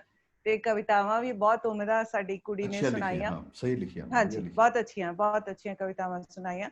ਸੋ ਮੈਨੂੰ ਇਸ ਗੱਲ ਦੀ ਵੀ ਖੁਸ਼ੀ ਹੈ। ਮੈਂ ਅਕਸਰ ਕਹਿੰਦੀ ਹੁੰਦੀ ਹਾਂ ਕਿ ਅਸੀਂ ਜਿਹੜੀ ਗੱਲ ਪਾਲੀ ਜੀ ਨੇ ਆਖੀ ਕਿ ਉਹ ਰੌਣ ਧੋਣ ਤੋਂ ਗਾਂਹ ਨਹੀਂ ਉੱਠਦੀਆਂ, ਜਾਂ ਆਪਣੇ ਹੀ ਉਹ ਜਿਹੜਾ ਅੰਦਰਲੇ ਨੂੰ ਹੀ ਸਮਝ ਲੈਂਦਾ ਕਿ ਮੇਰੇ ਤੱਕ ਸੀਮਤ ਹੈ ਸਾਹਿਤ ਜਾਂ ਸਮਾਜ, ਉਹ ਨਹੀਂ ਹੈਗਾ। ਉਸ ਤੋਂ ਅੱਗੇ ਜਿਹੜੀ ਔਰਤ ਆ ਜਾਂ ਕਵਿਤਰੀਆਂ ਨੇ, ਉਹ ਬ੍ਰਹਿਮੰਡ ਤੱਕ ਸੋਚਦੀਆਂ ਨੇ, ਭ੍ਰਮਣ ਵੀ ਕਰ ਆਉਂਦੀਆਂ ਨੇ, ਤੇ ਉੱਥੇ ਸਮਾਜਿਕ ਜਿੰਨੀ ਕਹਿ ਲਓ ਕਿ ਸਹਿਜ ਤੇ ਸੋਹਜ ਨਾਲ ਉਹ ਉਸ ਤੀਬਰਤਾ ਨਾਲ ਮਹਿਸੂਸ ਕਰਦੀਆਂ ਦੁੱਖ ਨੂੰ, ਉਹ ਵੀ ਉਹਨਾਂ ਦੀਆਂ ਸਾਰੇ ਬ੍ਰਹਿਮੰਡ ਦਾ ਜਿਹੜਾ ਸਿਰਜਣਾ ਦੇ ਪਲ ਨੇ, ਉਹ ਉਹਨਾਂ ਦੀ ਕਵਿਤਾ ਦੇ ਵਿੱਚ ਸ਼ਾਮਲ ਜ਼ਰੂਰ ਹੁੰਦੇ ਨੇ।